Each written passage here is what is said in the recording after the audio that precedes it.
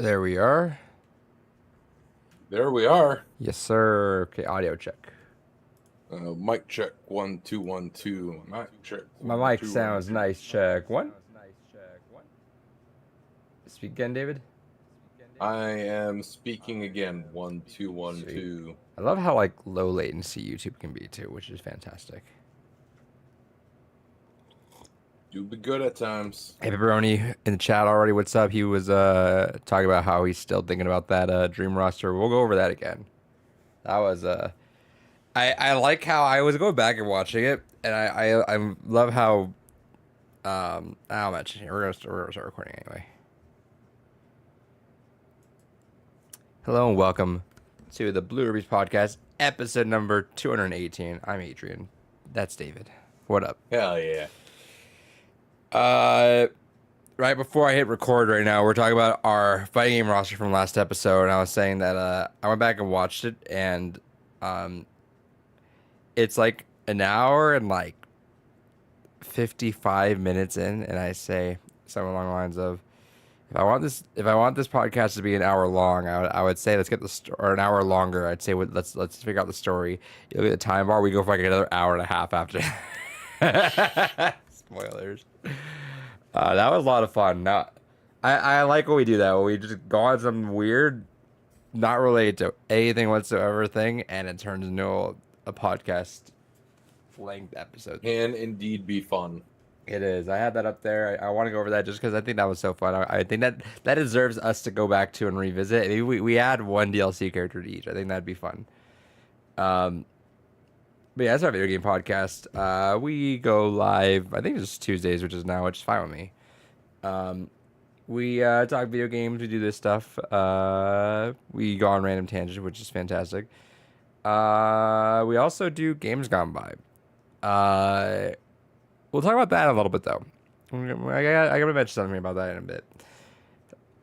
David, Yeah. let's just jump straight in. What All right. did you play? Was it buy? What'd you get this week? Nothing on both accounts. Fantastic. Same here. Beautiful. You'll love to see it. Yeah, I feel like we're gonna just face out that thing until it gets to a point like where we're like, hey, here's something cool I got this week, which is I guess that's fine with me because we both mentioned that we're not really hyper collecting as we used to the first 150 or so, 200, even 200 episodes. We're kind of just slowing down a little bit. Yeah. You got that roof. I got that roof. Yeah, I got that roof. Yeah, so it's not even by choice too much. Abraham says, I've been playing Mass Effect for the past 2 weeks. Hell yeah. First one? I was scolded for not playing Mass Effect Legendary Edition yet, which by a student, which I get. That's fair. I'll do that sometime. I mean, you were there when the old magic was written, so. What? You know that meme with the fucking lion and the fucking Narnia bullshit? No. Don't recite the old magic to me. I was there when it was written. No. Oh, well. Sucks to suck. I don't know what to tell you. I did. At work, my generation of people, so like around like I think we're talking like from like 27 to like 35, we're doing I think it was about 2 weeks ago or something. I forget what. We're doing drinks, and we gave the older generation a little bit of a confusion, where we were talking about how we use floppy disks, and they were like, "What the fuck? You guys use like floppy disks?" Or yeah, that's how we transferred some of our like files over when we had stuff. Big ass floppy disks. That was fun. Yeah. Schools didn't have budgets. What the fuck do you expect? They were cheap as hell. You know what? Floppy disks were cool though, and you know what's funny? I love how that's the universal sign for saving, but just students just don't understand. It's just saving to them. They don't understand why it looks like that. It's just save. I mean, hell, I still remember the old "Don't copy that floppy" commercial. Don't copy that floppy. Memes. God, I am tired. We're gonna start earlier, and I just crashed out. I was exhausted. David, what you been playing this week? Nothing. Jesus Christ. I told you, nothing on both accounts. I thought you meant like physical and digital. Just Oh no, I've done fuck all this past week oh other yeah, than deal with work shit. yeah. You gotta love being an adult, huh? Yeah. Okay. So, what have I done this week?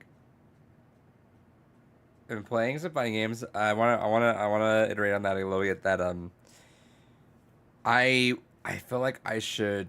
I don't want to take out more stuff than I already am. I'm already getting to a point now where I'm maximizing my time at work to like do the greater good. So I'm like Yeah. running my esports stuff, helping out with that class on a voluntary basis, and then we're gonna start doing the after school stuff later this week.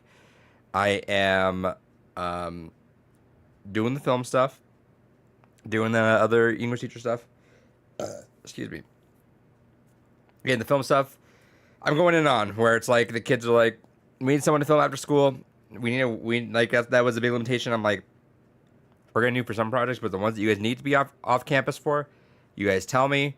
We'll figure it out. If you guys all agree to be there, I will be there too. So I'm like sacrificing my time for that because I'm like, because there's a competition for us. Like in our state, there's like a film festival they have, and the rich school in my city won, and I'm not here for that. I'm a winner. That's everyone that way works knows me for. I get hyper competitive. It's funny because people don't realize that I'm a pretty chill, laid back person, and I try to be like the all around. I want everyone to like all around like I'm pretty positive in there. Like it's funny because like I have a dry demeanor, but everyone knows I'm pretty relaxed about all that. Everybody says you teach high school, I do. And you know there are talks like I'm big on like SEL and all that stuff, so everyone kind of knows me as that. But after this last time with the esports stuff, like yeah, we brought home a medal the first time I was here, and now we brought home 2 trophies. But like bringing home since I've been there, I've brought our school 3 medals and 2 trophies. And I now everyone like kind of is starting to get the hint at it, right? Where I'm like, I'm competitive. I will push to win. It is this inner coach driving me. But now that I have film to do, I sat down with these guys, and my classes are kind of off. They're skewed. Where like one period has like 9 advanced students and like 20 underleveled. My other one has like 4 advanced students and like 15 underleveled. So it's a bit off in terms of leveling. But for like for example the first one, all the advanced students, I'm just asking them like, all right, educate me because you got to fill me in on what I missed out on since just starting now, and let me know. Yeah. And they're telling me kind of like what they do, and I'm like, all right, so how do we win? And they kind of like chuckle. I'm like, no, seriously, like we're gonna win. So like, how do we get there? What do you guys need? And one of the boys just mentioned, that was the school that won the video that or the movie that won had drone shots. We need drone shots. I'm like, say less. So I looked through our account and we have about $1,200 in our account. That's prior to me even collecting class fees yet for myself, and then on top of whatever else we can raise. I think we get a $10,000 grant in December. If it goes like if it works, grants take forever. But I'm like, cool. So I'm already researching drones and all that stuff. So, I say that as a roundabout way to say that I'm getting dedicated to the film thing because I'm like, we're gonna win. Yeah. Somehow, some way, we're gonna bring home something. I love the idea of because all I do is I leave my room open at lunch, and it's been a thing. I leave my room open at lunch, and people just hang out in there. Cool. It's all good with me. That's been what I do. I don't get paid for it. Teachers, if you sacrifice your lunch, you're supposed to kind of get paid for it. I don't get paid. Didn't expect to. Don't really like want to. Is like it turns into a job at that point, and I kind of like playing it like fast and loose. People hang out here, and even like for the esports stuff, I don't mind staying long. Like there were times where I'd stay till like 7:30. There was like at least one time where I'd stay 7:30 because they're playing Mario Party or they're hanging out late. I'm like, yeah, let's just hang out because Dave and I kind of dropped off during this point. In fact, I kind of dropped off with a lot of people at this point. But like years from like, I would say 2015 to like 2017, those were years that the internet me kind of disappeared. That's because I was pursuing like Smash stuff. I was all in on Smash. So like a lot of me was spent planning stuff, organizing stuff. And I like hanging out with my friends like that. So then when they're doing that, it's just me hanging out with people, and I don't mind that. It Does it make me tired, stressed out, whatever? I think adding money to that factor, while be nice, would add that association with work, and I think you know what I mean with that. Yeah.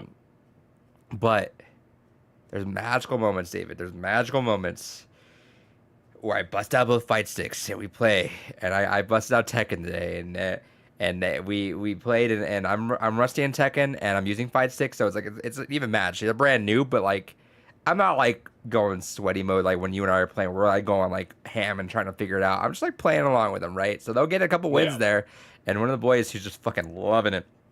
He got his first where slow mo, and he got the win, and he was like fucking popping off, and I'm like, see this right here is like what makes me want to do like a fighting game club where it's like maybe get some funding, do all that, but like eventually to a point where I can just set up like 3 setups each day and we just rotate fighting games. I feel like that's just paradise right now. That would be pretty sweet. And I would call it like fighting game club, but then you like got to put a parentheses within the ing in game, so it's fight club. Yeah. I think that's just my little tongue-in-cheek way of being silly about it too. But I'm like little by little, I'm like every time it happens. In fact, what was cool, David, is so I used our big board in the front to connect to my laptop through HDMI, and we just play on there. And it was just me and him playing, and everyone else in the classroom just sat around and watched, and they were like popping off for the game. And I'm like, God, this is nice. This is purity at its best, and I love it.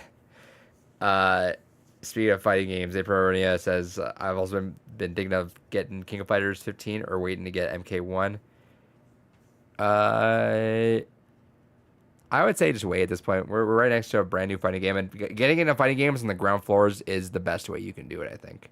Yeah, and King of Fighters definitely, unless you are a long-term King of Fighters person, it's not going to be the one to win you over to the game. That's kind of what I heard. It was good, but like not like the most newbie friendly unless you're just for whatever reason wanting to get into King of Fighters. Yeah. Kel's in the chat with a yo-yo. What up, what up, what up? Yo-yo. Okay. That's my fighting game side of it. I'm playing a little bit of Tekken, playing a little bit of Street Fighter. Fun stuff. Cool. Alan Wake's American Nightmare. Game's gone by next week. We're going to talk about that right now. Okay. So, David informed me that because we didn't audio check because we're some knuckleheads, Alan Wake's episode has been choppy. And I'm going to be honest. That put a downer on me for a little bit because I'm like, I hate that we started off on a stumble. That just... It's on brand. It's though. on brand, but you know me. Where if things need to be the way it is, especially if it's a lead up to it. Is the episode unlistenable? Not at all. It's listenable. It's annoying a bit, but it's 100% listenable, I think. You can still understand everything's going on. And it's only me that echoes. Like, you're fine. However, that put me in a downer mood right there because of that. And that's why I haven't because I got to sit down and edit this podcast, and I'm like, fuck, I just don't want to edit right now. I got so much shit right now that I'd rather be doing. So, bit of a mood. And then we have American Nightmare coming up here, and we're already offset to a stumble thing because I haven't posted the other one, so it's like it is what it is. With that said, with American Nightmare coming up, David, Yo, we talked about something on last episode. what did we talk about last episode? Take a wild guess. I'm not gonna fucking remember. We talked about a lot of shit. Talk about American Nightmare and well, first off the length, right? Yeah. Have you started it yet or no? No, I've not started it. Okay, it's doable. I finished it. Yeah, it's only like 4 hours from what I saw on How Long to Beat. So yeah. I imagine I'll be able to crash it out in the weekend. Yeah, and it's fun. It's like gameplay is a lot more arcadey and and that might throw you off at first, but like it feels slick, which is fine with me. You kind of described Alan Wake as more of a shooter. This feels a lot more in tune with that. It's actiony, it's Pulp Fiction-y, but like it's slick, which is cool. We also mentioned that you had gotten, I don't want to say even spoiled, but you had heard about what Control did. Yeah. I'm here to say that I have started Control about 3 days ago, and never has it been a point where I have been excited to get home from work and just play a single player game. It has been a long time since that happened. So I want to say I booted up Control on Saturday. It could have been Friday, but Friday or Saturday, and I have binged the fuck out of it. I am currently knocking out the AWE expansion. You can play it within the story, so it's like I got more of the story there, but I just booted up that part last night, and my God, it's gotten me where I needed to be. Because the reason why is I have hyperfixations. It shouts to ADHD. You get hyperfixated on things, and our Alan Wake episode of Games Gone By was good, and it's a bummer because I loved how our discussion on that. But it was a good, solid conversation. Yeah, it's a solid conversation. Ultimately, though, we felt like it was a solid. You thought it was like what, a 6, 7? I put it at a 5. Oh right, we average that. Yeah, no, it's average. So Yeah. I put like around, I think 7 or 8. But something about the game still speaks to me in a good way. Let's see. Let me go through the chat real quick before I get to the next point.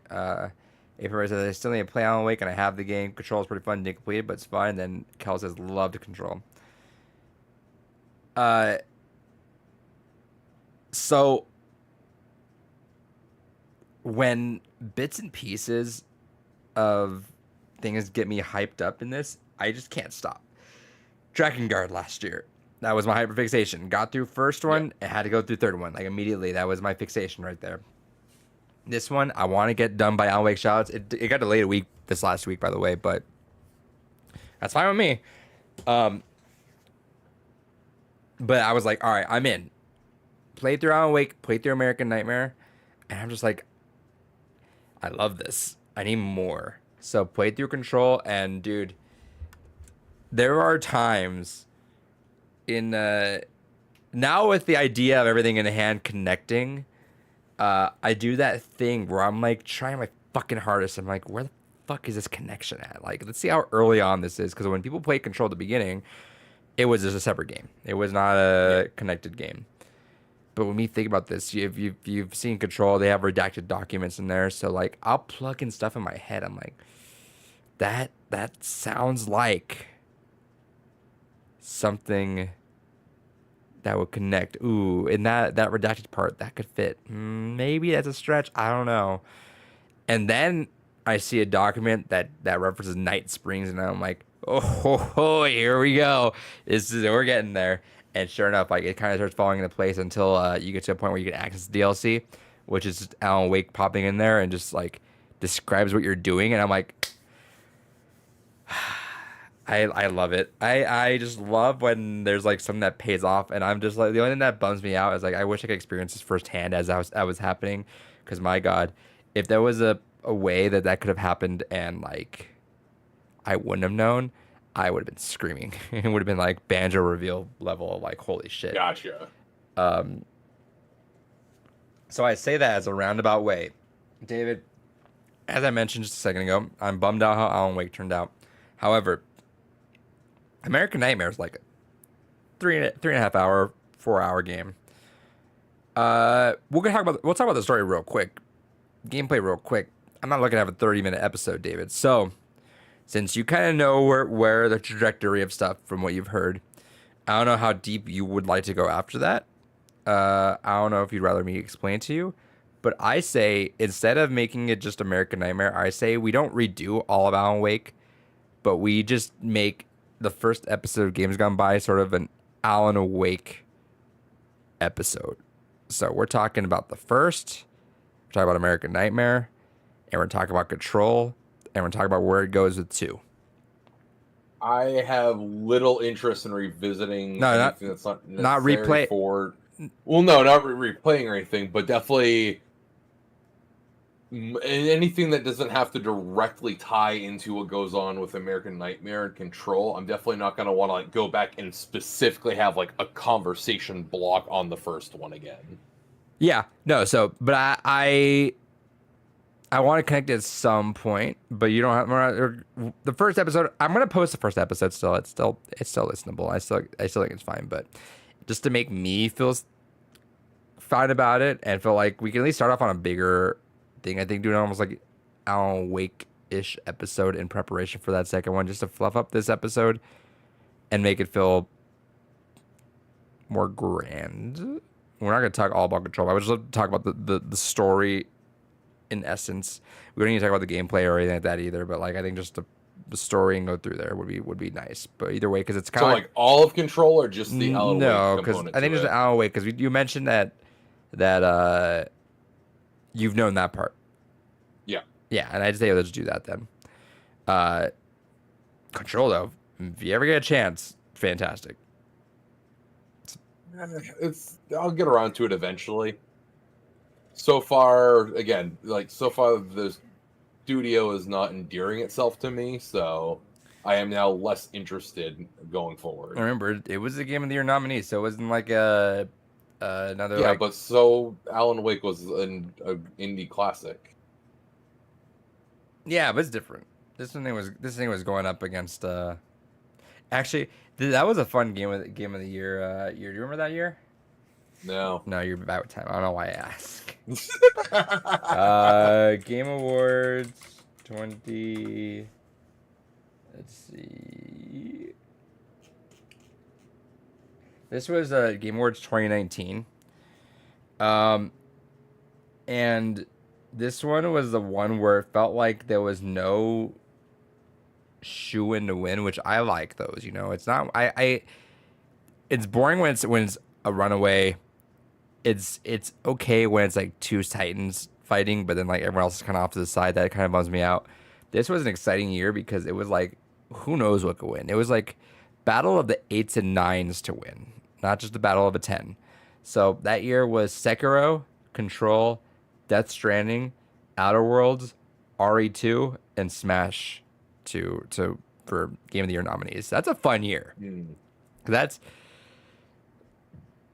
like an all-encompassing year. Like for Game of the Year nominees, like that's like everyone's got it's a something. hearty year. Everyone's got something. Nothing exceeds bizarre, crazy expectations, but like that's not bad. That's a good time. Death Stranding, David would hate. Other than that, good year. RE2 remake versus Control was insane for Game of the Year. Yeah, like I'm saying, like it was an interesting year, but I don't know. I would love for you to give it a try and see. I feel like Remedy is doing this cool thing with narratives that I'm just really enjoying lately, which is like something different and bizarre. I mean, we'll talk more about their narratives that they're doing when we get to Gamescom, but yeah.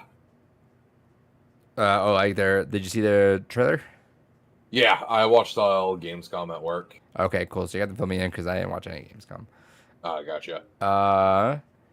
But yeah, so that's where I'm at. I would love for us to have an Alan Wake retrospective in some sort of way, fashion without us.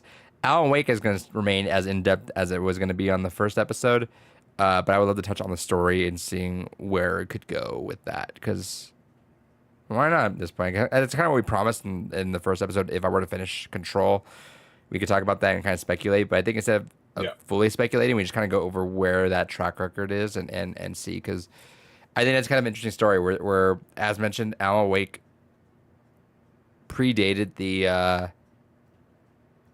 exceptional narratives in video games. Appropriately so, though, because like the narrative in Alan Wake is good, but games have since gone above and beyond. I'm very excited to see where this idea and sort of gusto that Remedy puts inside of Alan Wake goes from here. And going through the DLC right now, it's making me excited, like very jazzed up to do this. With that said, then we talk about Control, because we're not going to talk about that in Games Gone By proper, but it's a lot of bizarre shit just being thrown at you and you are just having to make sense of it, and it's refreshing like that. I feel like a lot of stories are a little bit too forward in what they're saying, like, oh, here's this, oh, here's that, oh, like you guys should be feeling sad here, or this there's just so much nonsensical shit in Control, and like the amount of lore you just find just through the collectibles is beyond insane. But I admire Remedy for like not only just crafting how much there is to read, but how they're really formulating things, and like how they're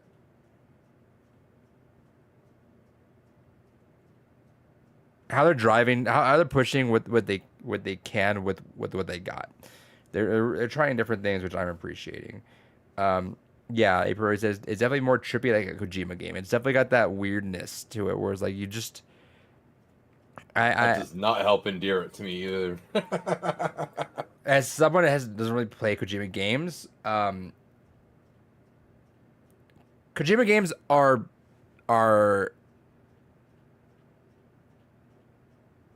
wacko, right? Like it's meant to be just janky wackiness to it, right? But like Remedy keeps it ingrained in a serious world, which adds to the what's the word? It adds to the surreal, I guess, because it's like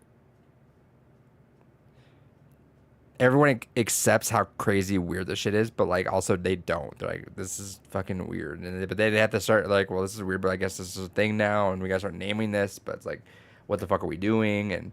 And at one point, there's like some guys just like watching a fridge.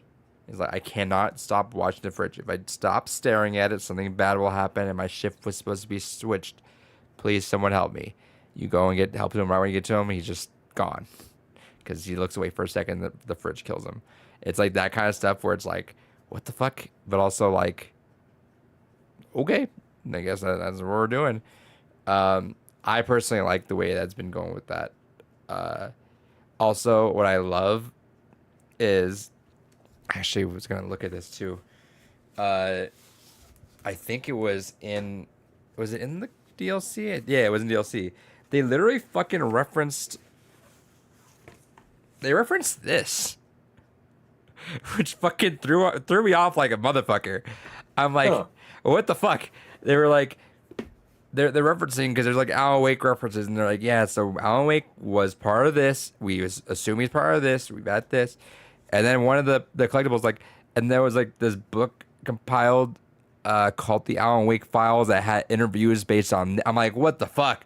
We're going like, and that's the step in. This is like the step. This is like a Yoko Taro step now, where it's like, oh, lore is being added in from like the extra shit that you'd have to like hunt down now, which I'll always embrace when.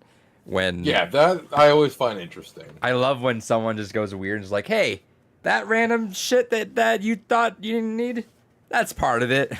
I'm like, cool. So that was actually another little fun thing that got me super excited for that. Kel says, it's surrealism meets paranormal, which that's a good way of putting it. I need to watch Twin Peaks soon, huh? Like it just needs to happen, because I know that's your baseline for like weird but well written weird. Yes. So I need to hear that, so I can probably get a better connection as to whether or not the stuff that you would like or not. I digress. Loving Control. I will have that beaten by Monday, positively. I'm excited to play after this podcast. And yeah. David, Hell yeah. how did Gamescom go? All right, so if we are starting with Gamescom, it was all right. We fucking poor bastard cannot catch a break. Did you at least hear about this part? I heard about it. Like, yeah, I didn't hear about it as it happened, but I heard about it afterwards. Right from the get-go, I was watching this, and it was a group of kids fucking stormed the stage. as Jeff Keighley was introducing everyone to the event, Oh, and that they was the managed to get. introduction? Yeah, that was during the introduction. I And poor fucking Jeff Keighley, he's immediately like everyone is starting to like come out there, That's so and fucking you just annoying. see Jeff like trying to move around the I saw stage that away video. from Yeah, these. yeah. Yeah. It's Uh, this is why we can't have nice things. And I say that like not in a funny way because we live in a fucked up world that we just don't need. Can we not have like something nice without having to feel like we have to go through hoops to be safe about, right? Because it's like yeah. now we're gonna have like a fucking like concert venue thing with that because a handful of assholes just literally can't emotionally grow past the age of 12 to get it. I get it, it's funny, silly, haha, but it's really not because like the time that this happens where it's not a silly little speaking on the mic thing is when we just lose everything. And can we not have something nice and not have because that's how I felt, right? Because it's like airports. Because you know what's gonna happen. Like It's that's like- the shitty thing. It's like airports, right? Like Yeah. back in the olden days, to even when we were young lads, explain how airports are to like kids now. Their minds are fucking blown. Like they cannot even fathom that kind of world where it's like now you go to an airport, it's lines, it's a lot of security, it is a lot of rules. Back then, you could just walk straight up to the runways. You can like wave everyone off on there. You would like the cockpit would be open. Like, Yeah, they did not give a fuck back then. but they didn't need to give a fuck, right? Like they didn't need Exactly. to. But then something bad happens, and now that's just gone forever. It's like, what's the joke? Like, haha, GTA 6. Some Jeff Keighley has nothing to do with. What the fuck? Who like? What's the funny haha? Like, grow up and just can we not? Because like yeah, like I at this point now, if Jeff Keighley hasn't understood now, this is a thing. Twice within a year, it's a thing. So now like, Game Awards is gonna have extra security, gonna have a barrier there, and that. This is a public show too, so it's like it's not like the Academy Awards where they could trust because there's adults, some not so nice adults, but there's adults there that aren't gonna storm this fucking stage. Shout out to Will Smith, storm the stage. I say that just remembering that, but like they aren't gonna storm the stage right and fuck things up. But like, Yeah. here it is. And it's just really fucking annoying, and I feel bad for Jeff because he's busting his ass to make this like presentable, something like video games, which make more money than this thing, have just as much astute acclaim. Great, I know it's also marketing too, but you know what I mean. To have that, but we're proving as to why it can't be because emotionally sensitive people can't grow past 12. And again, it's the unfortunate thing that, you know, not only does this happen again, but with escalation where now there is a group of them. Yeah, If which it is keeps fucking terrifying, escalating. by the way. If I was Jeff and there's just like 3 people running up on stage on me, like that's actually kind of terrifying. Yeah. In the chat, April Rennie says more cringe and less funny than Bill Clinton Kid. At least that was the end of the show. Agreed. I mean, it doesn't make it any better, but like if you had to like weigh it, yeah, end of the show, get him out of there, and we're done. Then Kel's about to be a boomer, but they let the first kid off lightly. I agree. They should have like hit the hammer on him like 100%. Like hit him with whatever you could. Set the Set an principle. expectation. Yeah, set expectation. If the kid gets jail time for, I mean, I'm saying extreme, but like set it out, dude. Like set the principle. That way, anyone else does it, fuck them. There you go. There's your bar. Probably, or a person probably argue that compared to the other guys, he let the other guys continue their speech rather than interrupt in the middle of someone presenting. That's true too. Yeah. But again, like, grow up. I don't know. It's not funny. It's just you've now set the principle like that. You said like the bare minimum of what we need for security going forward, and I would not be surprised if from now on every award show you're gonna go through a metal detector and get checked out like you would go to like a concert venue now, right? You're gonna get checked for everything. So congratulations. Hope it was funny. Hope you got your ha-has. And You're probably Thanks gonna for hit ruining with it. something. Yeah, they're gonna get hit with something because I think Jeff Keighley said it pretty ominously on Twitter how he's like they'll never interrupt anyone ever again. I'm pretty sure they're dead. Um, but they'll get in trouble somehow, some way. Uh, Also, really quick, I want to go back to Epromo's thing because I do want to mention this last second. It's random, but that's in reference to control. It's random, but that's kind of why I like the vibes of ARGs because they're extra shit you pay attention to get the bigger story. And this is true. This is when you pick up. It's that payoff, right? That payoff you get when you've been eyeballing things, and it's like almost that acknowledgement from the creator to you, like I got you. You know I got you. Like I wrote that down for a reason. I got you on that. That's where the big the ARGs go in, and God, ARGs are fucking incredible, dude. Yep. Whether you're contributing to them or finding out about them like 15 years later, they're so fucking fun to go into a rabbit hole of. It's the lengths people go through to get stories like from I Love Bees where they're like going to different like coordinate points and answering payphones and all that shit. Like that's so fun. I'm living for that. David, what else You happened? miss following that shit. So what else happened? So this is not in order. The site that I found, I tried looking for one that was exactly in order, but I couldn't find a good source. Was there for a it. lot of stuff that we're going through things in order, or are we going through like highlights that you or I were? Counting? I'm just going down like the general list of what was shown off here. Hold up. Hey, Peroni, you just found out Halo had one as well as Bioshock. Halo's ARG is like one of the oldest in the books that's fucking crafted to a fucking amazing, immaculate ball. I didn't know Bioshock had one. Shout outs. Interesting. Sorry for interrupting. No, it's all good. So we'll go down the list. If we have comments on things, we have comments on things. If not, we just keep going down the list. So Starfield got a live action trailer. Okay. It's out soon. Yeah. Zack Snyder revealed Rebel Moon, which will be a duology film for Netflix, as well as will have a game tie-in. Sick, I guess. COD Modern Warfare 3, they confirmed, got basically an extended look trailer showing off the first level of the game. They did confirm that Zombies mode will be an open world experience, which even I'm kind of like, that's actually kind of neat. I was gonna say who the fuck cares, but like 2 seconds into that, I'm like, hold on, that sounds kind of cool. Yeah, open world zombies. You even got me going. All right, that is kind of cool. Yeah. Aside from that, we did get the Alan Wake 2 new trailer, which went into a lot of depth about the live action stuff. Yeah, let's touch base on this real quick because we'll talk about it again next week. But yeah, how do you feel about this?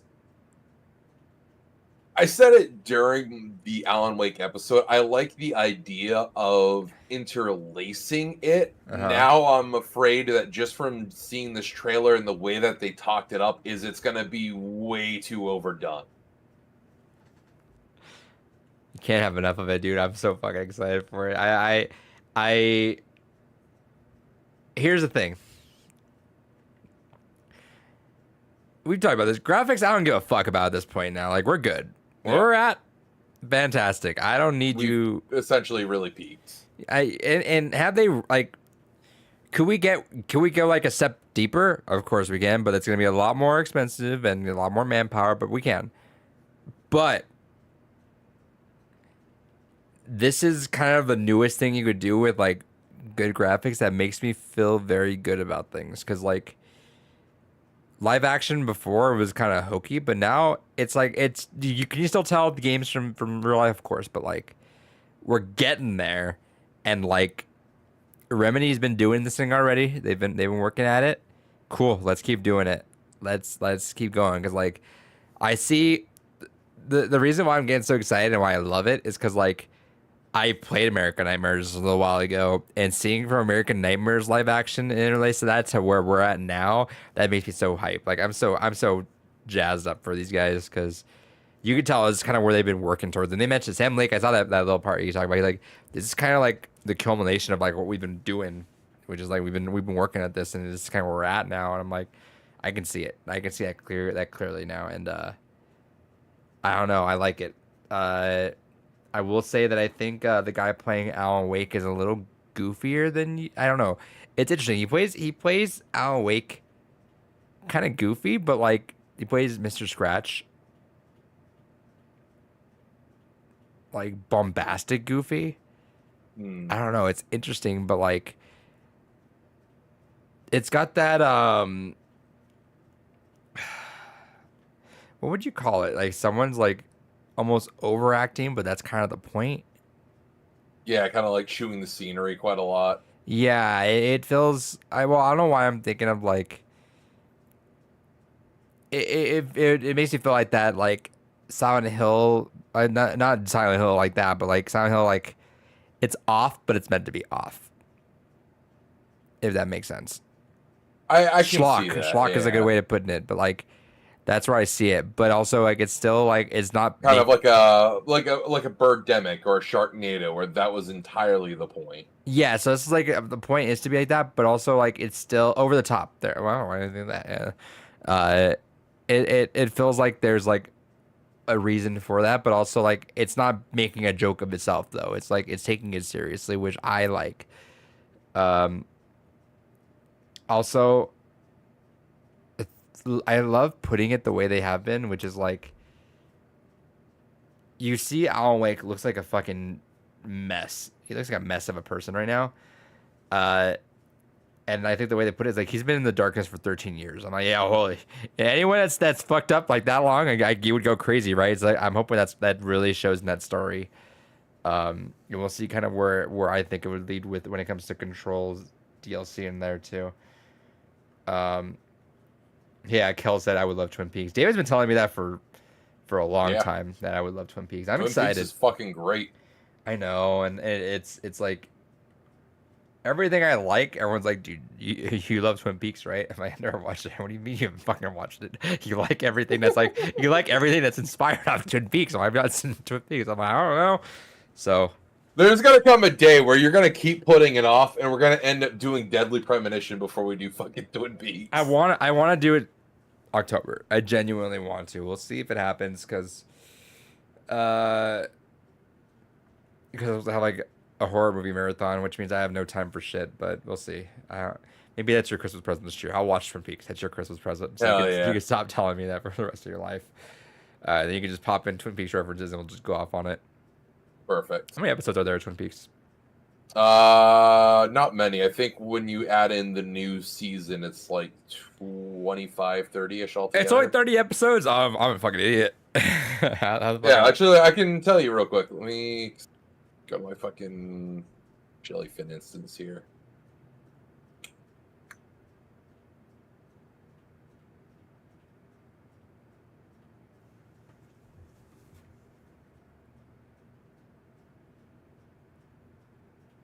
Season 1 is 7 episodes.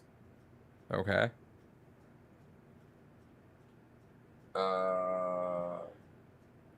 Season 2 is 22 episodes. So yeah, the main series is 30 episodes, and then there's then we like got 8 more episodes. Do we have movies? Yeah.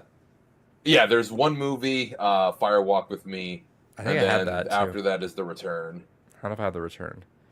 Oh, was that the reference to fucking Alan Wake when it was returned by Alan Wake? No.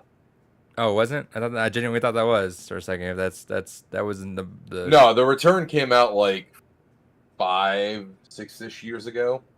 So they copied Alan Wake. Have you ever seen The Venture Bros? Yeah, I never cared for it. Ah, damn. They price glitched last week, I think, on iTunes, like $10 for the whole series. Yeah, I saw that. Yeah, and I looked real quick, and everyone's like, "Yeah." I whenever there's like a price error that I'm like impulsing on, I'll just read the first like 4 comments, which is dumb because right, the first like few people that respond to that shit are gonna be like, "Oh yeah, that's awesome." I'm like, "Okay, cool, I'll buy it." So like, I don't know what the point is. Like, I'm just gonna fucking buy it. But yeah, Venture Bros. People are like, "Oh shit, yeah, that is a great series." So I bought I it. am stoked for the finale to Metalocalypse finally happening. Is that actually fucking happen? I've not seen that show ever, but like I've never I've always heard, or actually, I've always heard good stuff.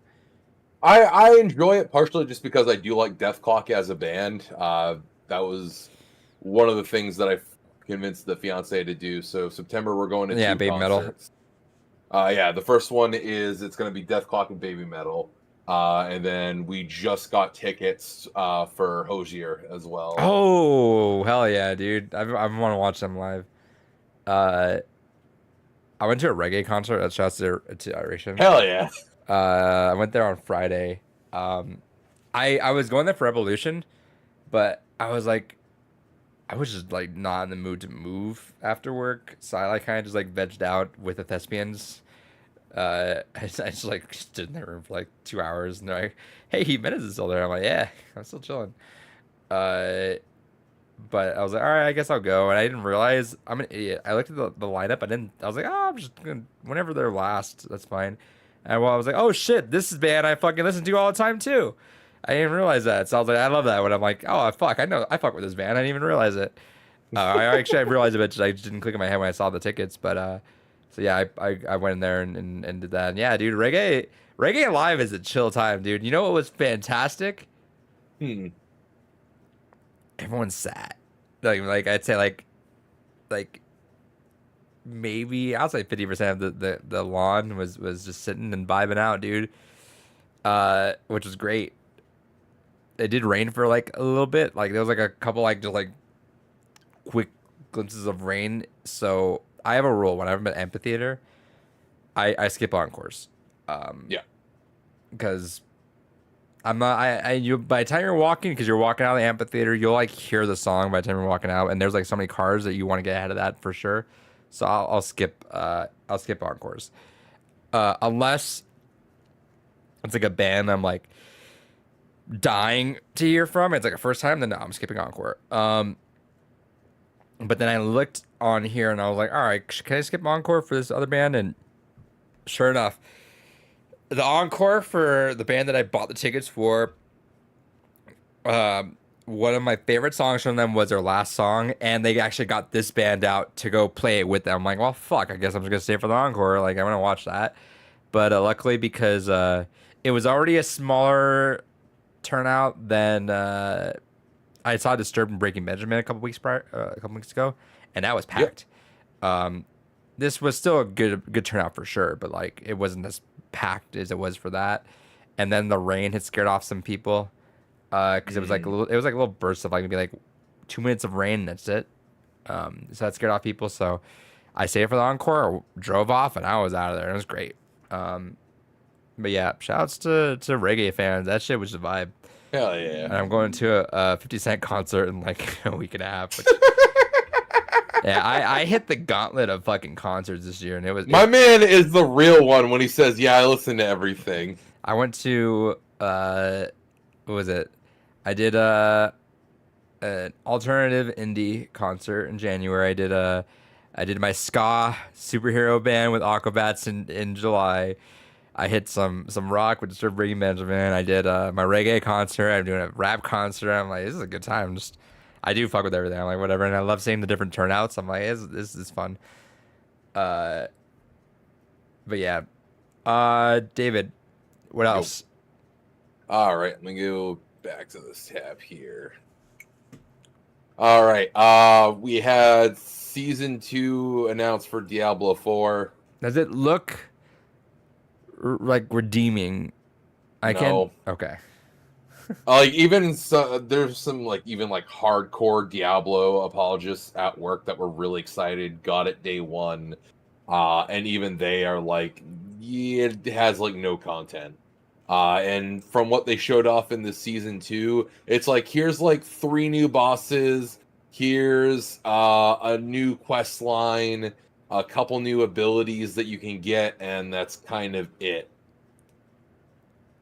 Yeah. Oh, and a new companion, not even a new character class to play as, a new companion. I have a coworker that has been playing Diablo, and they loved it and just hated season 1, and so they just stopped playing altogether. I'm actually gonna boot up Diablo hopefully next week or so. And we'll see how that goes. I'm just gonna not do season 1, I guess, but whatever. Yo, what up, Ab Becky? Um, Hell yeah. That does remind me of a news story I forgot to put on here, but it'll be a real quick one when we get to it. you want to talk about it now? Real quick, Microsoft, as part of their yeah. trying to make sure they're not doing monopoly bullshit, have agreed that Ubisoft will get all streaming rights to Activision Blizzard games. For 50 years. Yeah. Who cares? Whatever. It's still going to be on Game Pass. Oh no, it just won't be Game Pass streaming. Yeah, right. Hey, Sony, hope that's cool. I hope everything's fine now. Yeah. Okay. Next up, we got on this list here, Assassin's Creed Mirage trailer. I do appreciate that they're actually having the game be voice acted in the native language of where they are. Oh, fuck yeah. Nice. So I do appreciate it. It's a full Arabic voiceover for the game. Hell yeah. That's honestly how these games should be. So Agreed. I will have to give Ubisoft credit. Good choice. Also, thank you for making it a 20-hour game, right? It's 20 hours they were kind of talking about. Yeah. Oh, thank God. I mean, I'll still never give Ubisoft money, but kudos to them. Next up, Cyberpunk 2077 2.0. The base game is getting a major update as well as the new DLC that's coming out. Oh, like next gen upgrade, kind of. It's less about being a next gen upgrade, and it's more like the DLC is adding in a metric fuck ton of stuff that they're also gonna roll backwards into the main game. Okay, that makes me kind of inclined to actually start that game again. So main game will get a completely overhauled new police combat system, completely overhauled AI, Cool. 100+ new weapons, cyberware. So then now, accessories, so what is that? When's that happening? September 26th. Okay, maybe I'll boot that up. One of these days, I do want to like actually play it. I've done the tutorial like 5 times now, and I still haven't gotten beyond that point. Because every time I'm like, yeah, it's fun, and then I just don't go back to it. Sure. Sonic Superstars got a trailer and a release date coming out in October. Hell yeah. Sonic Frontier is getting a new DLC called The Final Horizon. It's a big old free story mission. Hell yeah. Quantic Dream announces Dustborn. Shout out to Quantic Dream, right, David? That's right. I mean, they have to do something. Seems how they're not going to release anything else in the near future. Battlebit Remastered got a trailer. I wish. I mean, things that you did seem to enjoy. Little Nightmares 3 was shown off. Oh, nice. And my it will students be are a into co-op game. Nice. I think I gotta play 2 still. Let's see what else. The Untitled Goose Game publisher showed off the next game in their catalog. What is it? Thank goodness you're here. I was hoping it's Untitled something else. Untitled Rhino game or something. We got a new gameplay trailer for Black Myth Wukong. Game looks fucking fantastic. Holy hell. We got a cinematic trailer for Marvel Snap, which one I think is kind of weird that we got that, but 2, I'll say it was a fucking banger trailer. If you have not watched that trailer, go watch that. That was actually a lot of fun. Gotta go pull that up. Yeah, because I just saw that they launched their PC app. I'm literally updating it right now. Gotcha. Yeah, no, genuinely, really fucking thought that trailer was cool. Had a lot of fun with it. Then we got... I was so excited when this trailer was first going on, because the only way I can explain this game here, Medieval Fighter Warhaven, is that if you watch the trailer, the first, minute makes it feel like it's fucking Knights of John Wick, where it just has that same level of fucking kill anything at any cost energy. And then you find out it's like almost kind of like what the fuck's that game there with the 3 warring army types, the Vikings, the Knights, and the Ninjas.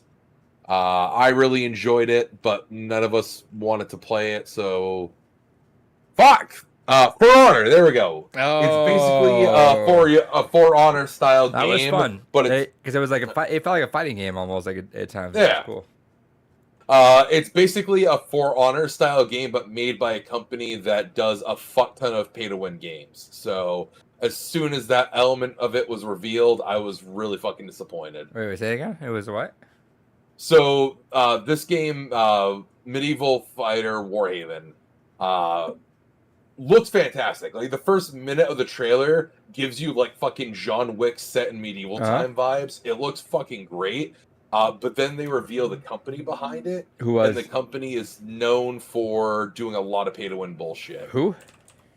It's called like Nexcom or some shit like that. They sound like that. Nexion, there we go. That's what I was thinking of. Unfortunate.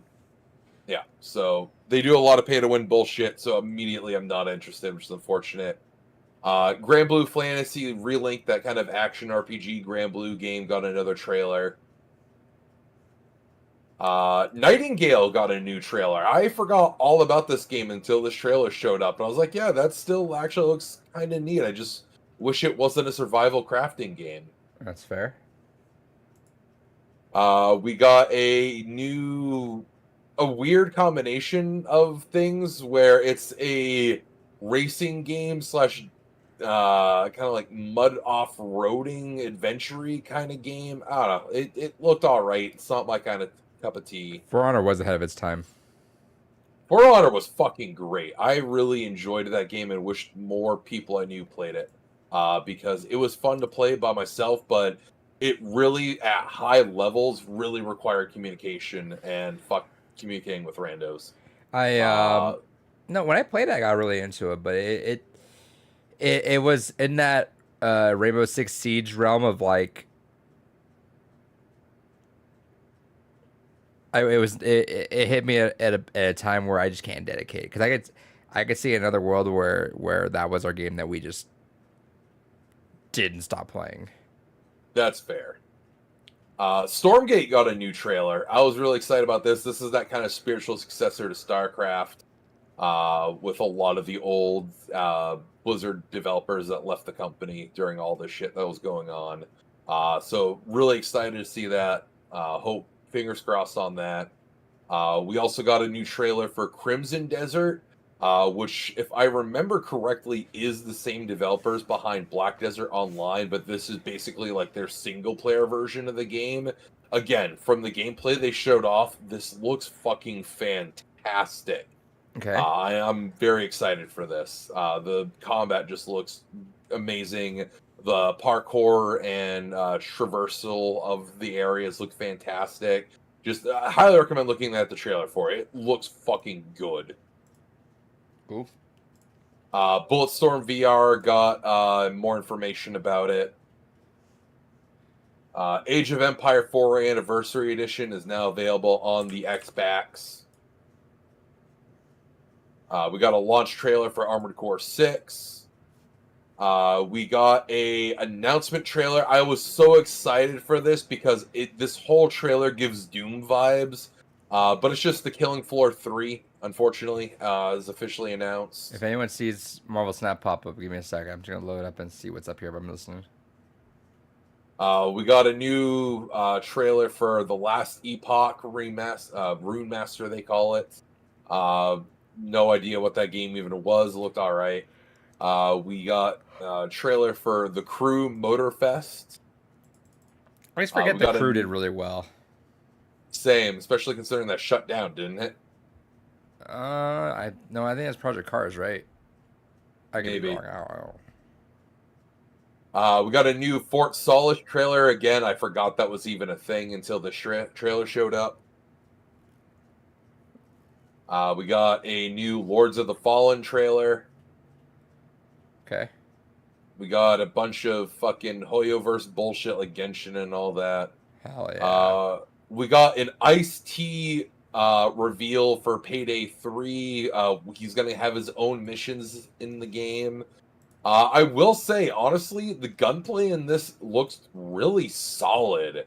I'm not a Payday person, but I'll admit, the Payday 3 gameplay really looked pretty good. Did it? Yeah. Oh yeah. Delta Force got a new trailer. Homeworld 3 got a story trailer. Mandragora is an interesting little game there that got a trailer. Ara History Untold got a new gameplay-ish trailer. Looks like, honestly, a good little alternative to Civilization, rather. I might try that out at some point. Warhammer Age of Sigmar got a trailer. Sigmar. The last two things, though, that are the most important, considering everything we've talked about lately. Mortal Kombat 1 got a big old fucking gameplay trailer. We got reveals for more characters. We got Sindel. We got, as he is now called, General Khan. Or General Shao, rather.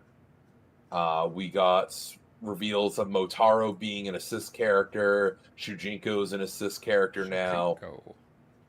So, a lot more representation of the 3D era, which is good to see.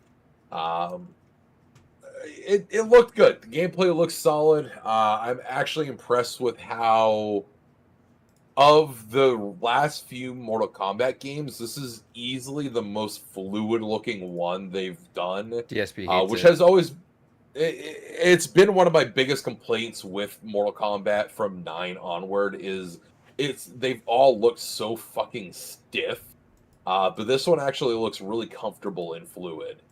Again, I'll definitely check it out at some point down the road when it's on discount, but it's definitely not going to be a launch day game for me.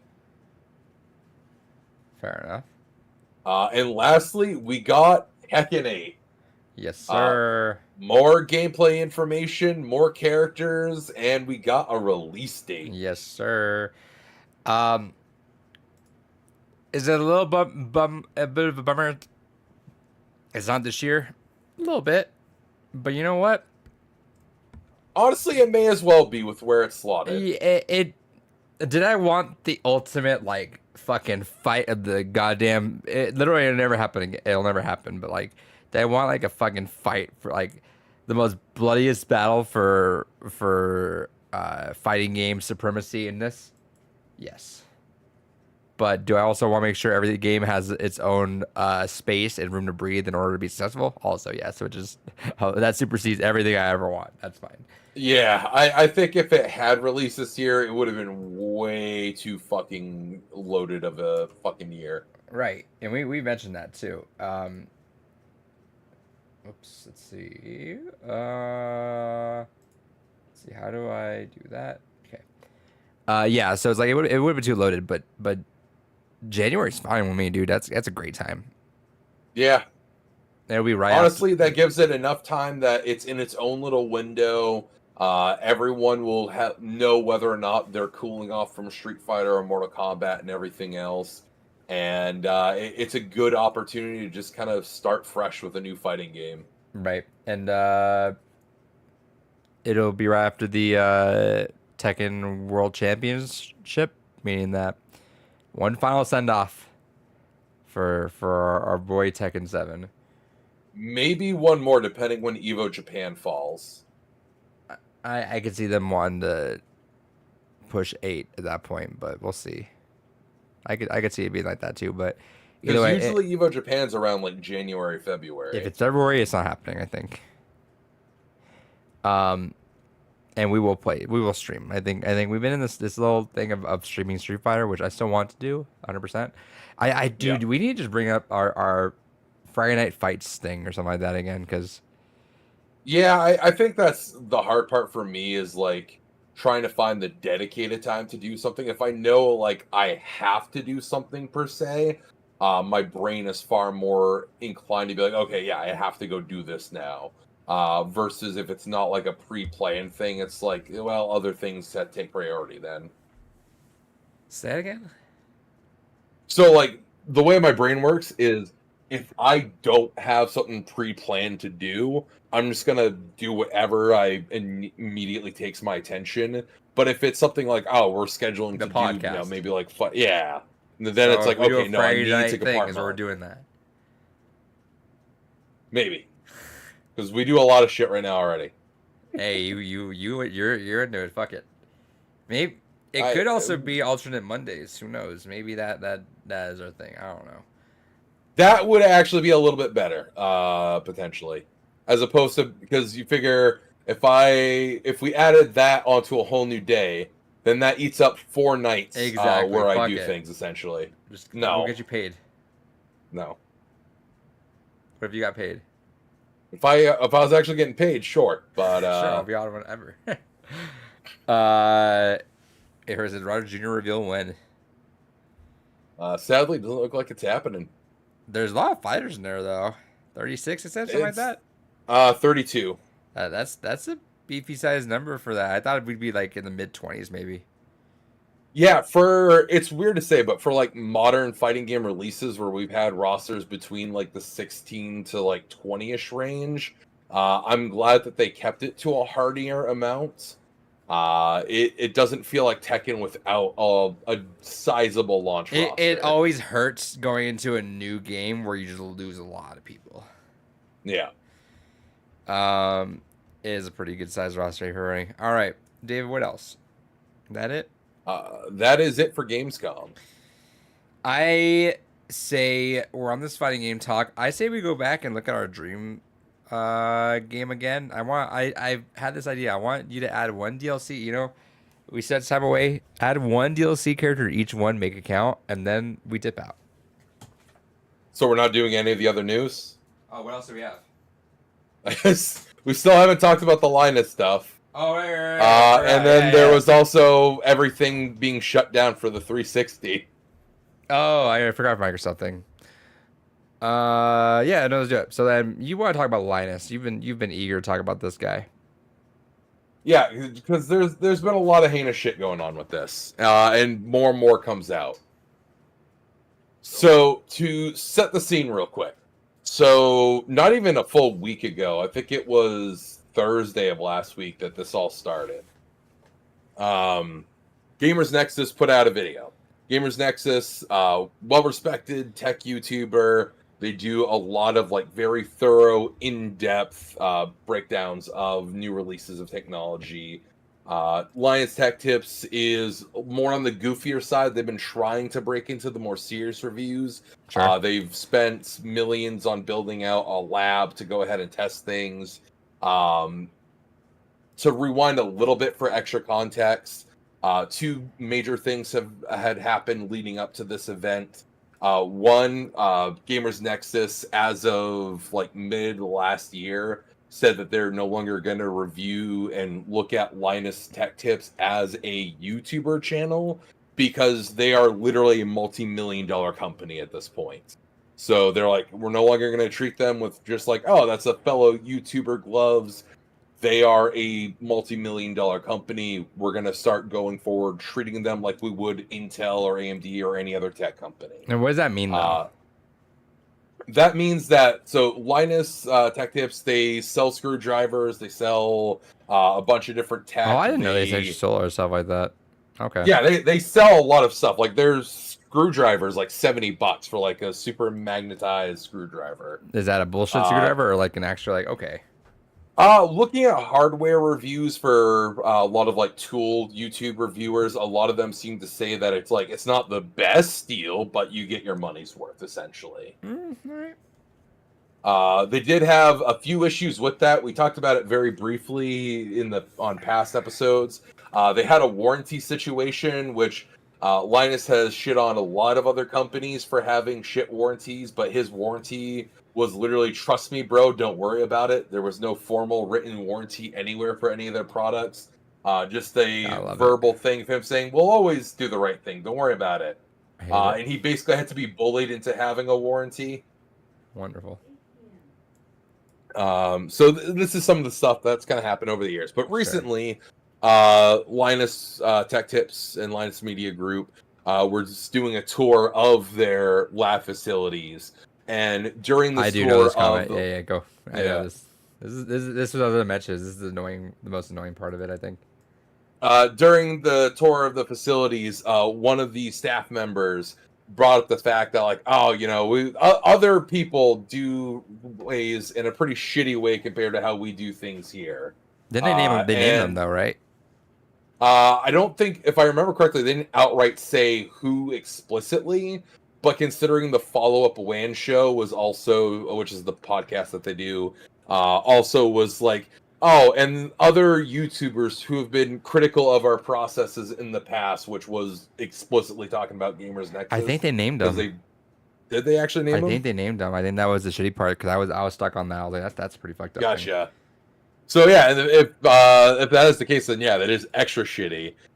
So then, basically prompted by that, Gamers Nexus went ahead and put up a 40+ minute long video, being like, okay, you guys want to have a conversation about process and integrity? Let's have that conversation.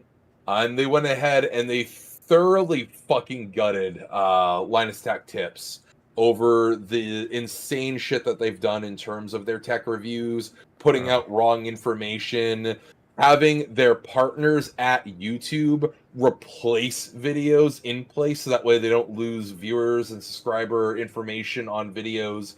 So that way they can still put up their corrected versions of the videos, but not lose any of the revenue generated for things.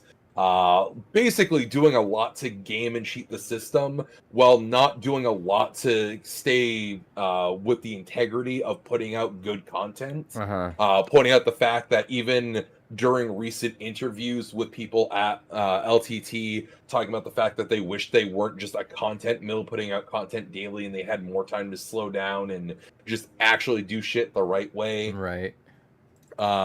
Then there was also a situation with a company called Billet Labs. So this was a bit of a saga where they had a water cooler that was, the whole water cooling system was like $800. They sent the water cooler and the specific graphics card to test it with 2 Linus Tech Tips. They got the product. They lost the graphics card. Yep. Tested the cooler with a wrong graphics card and didn't set it up correctly, and then was like, this is a shit product, and then basically put out a piss poor review saying, we didn't really test it the correct way, but you know what, fuck it, it wouldn't change our opinion, it's still a shit product. Then they went ahead and sold it. Yeah. There was a lot of back and forth. The company ultimately was like, hey, you guys hold on to it if you're going to do other builds or do more stuff with the card. But they didn't, and they're like, no, we'll send it back to you. And so there was like, okay, where is it? Where's the card? And there was more buildup, more and more, where months were going between these communications to get this card back. And it was found out that they sold it during an auction. So this is a prototype for a small business. Like, that is a major fucking huge red flag because it could have potentially gotten in the hands of a competitor. And in fact, it's still not known who really got their hands on it. But again, that part is not necessarily the major concern. It's the fact that a prototype for a small business, you went ahead and just fucking sold that. Right. Behind that company's back, essentially. And there was a lot of other shit that kind of went into the initial findings for this. So then Linus went ahead and threw a hissy fit about this situation on his forum. Didn't post it to any other external place, just made a girthy post on his own personal forum, basically saying, how dare Steve not reach out to him for comment? How dare they call into question their ethics, and that he's pretty disappointed in the community as a whole, because they, as far as he is concerned, did nothing wrong. To which then there was a follow-up video made about Gamers that Gamers Nexus did that basically said, bro, I'm fucking disappointed in you. Take some goddamn ownership for once about the heinous shit you do sometimes. We're saying this because we do want you to be better. We want you to get better. But again, we're not going to pull punches and we're not going to treat you with any preferential treatment just because you're an air quote YouTuber and just because we know each other. Again, we're treating you like the multi-million-dollar fucking company you are. We see foul play, we're going to call foul play, and we're not going to ask you why you're doing foul play, because at the end of the day, the only legitimate response would be to try to obfuscate, which, surprise, you fucking did in this post of yours. And then came a double whammy. So it was Friday that this It's all happened. kind of landed. We should mention what the time frame of this has been like since April. Yeah, so everything that's been going on with this has been going on a long time, but the rapid response of everything, this all happened over the last 6 days. Yeah. In terms of like the information coming out. So then Friday, the video gets posted onto LTT's channel. The first full actual cognizant response. And it is the cringiest fucking shit. A lot of people have their own thoughts on this. I'm going to go over my thoughts on it real quick. The video starts off with the new company CEO, because a few months back, Linus stepped down as CEO, and they hired someone to explicitly be the CEO of the company, because Linus basically admitted he is not equipped to do the high-level running of an organization. He's an ideas guy. He's a in front of the camera kind of guy. He's not a business guy. Honestly, something that should have been done a long time ago. I will give him credit for this. That was the smart thing to do. But this is the first time we've actually seen anything about the CEO, and it was in this video.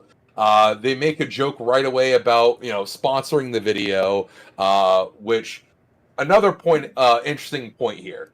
The videos that Gamers Nexus did on Linus Tech Tips were not monetized. And he said it right from the beginning of the video. This isn't about drama. This isn't about making money. In fact, these videos are not even monetized. So we get nothing for these videos. This, air quotes, apology video was monetized until they were heavily called out for it. I don't understand why people just don't. Because here's the thing, and I guarantee you this was the behind-the-scenes conversation, and it leads into what was kind of discussed in this video. But they heavily monetized it. They made jokes repeatedly throughout about sponsorships. I guess legitimately D-Brand was willing to go ahead and sponsor this video, and they turned them down. But they joke about the fact that D-Brand was going to sponsor it several times throughout the video. They constantly plug the merch store that they have throughout the video. And then they go ahead, and the reason why I feel that this all was is because they do say that they understand that they perhaps have been getting way too content heavy lately, and there's a lot of stuff that they need to change in the company. So until further notice, they're not producing any content. Okay. Anything that still had to go live went live that they already queued up, but no other content was to come out. So it's been, like I said, it hasn't been a full week yet, but so far this is the first time in ages that there's not been any uploads to the LTT or any of their side channels content. Okay. The other things that came up during this video, they talked about the fact that, there's a lot of processes that they just kind of slapped together over time because as they grew, they didn't know any better. And so they kind of learned along the way to just put things in place and hope for the best. They're trying to go ahead and take the time to really create a better idea that they're going to go ahead and put better policies in place to make sure their data is accurate. But then we get to Linus and his actual segment, to which he only gets 2 minutes, but in that 2 minutes, he again does nothing to take ownership for any of the fuck-ups, takes no ownership about the way that he's acted up to this point, takes no ownership for anything, and literally goes into full woe is me, where he's like, I went ahead and I stood up for, my beliefs and what I thought, and, it's an interesting position being in when you have the whole internet ganging up on you, and just the scummiest, pettiest, shittiest little... I don't know. Repeat that last line again. Basically, you don't know what it's like having the internet gang up on you. I also don't know what it's like to be a millionaire, to be honest. Yeah. I don't know what it's like to be so rich that not only can I afford to buy a literal mansion, I can use my pool to water cool my computers. I can also afford to run a company and pay my staff to do all my moving and wiring and everything else instead of paying actual contractors and pay professionals, and then get upset when my employees scratch my floor moving shit because, surprise, you didn't want to pay for full professionals and instead use a business expense paying your employees to move shit into your McMansion. Fuck off. I have so many things that I do out, genuinely as a person hate Linus, because there is a lot that is shitty about him. I didn't even know about that. Yeah, Kel Kel's says, in the chat. Those moving videos are what turned me. Yeah, 100%. The disgusting levels of flex and just fuck off out of here with that. And then, so this all drops. And again, there was continued backlash. They ended up getting bullied into demonetizing the video like 5 or 6 hours after the fact. So as we know, when it comes to SEO and metrics, after they've already made the bulk of a lot of their money, it was like already 2 million views at that point when they finally demonetized it. So yeah, they already got their money. Whatever. I think it's actually up to like 6 million views now, but still. And then the other shoe dropped. So Linus Tech Tips over the years have had people come out that were previous employees say that there was kind of a negative atmosphere within the company. It's a bit of a bro culture. Linus really employs people because he lacks friends otherwise. A lot of shit that it's like, someone kind of leaving a company probably doesn't have the best thoughts about them. That kind of level, maybe you take it with a grain of salt kind of thing. Sure. But as we reported on in the past, there has been some legitimately shitty takes from Linus, such as being hardcore anti-union, and we've talked about that one on the podcast because that came up during a lot of stuff with Activision Blizzard and all that going on. But Linus himself said he's anti-union and has been vehement about the past, and it kind of makes sense on some level why. I feel like if employees feel like they need a union, I failed at my job as being the owner of this company.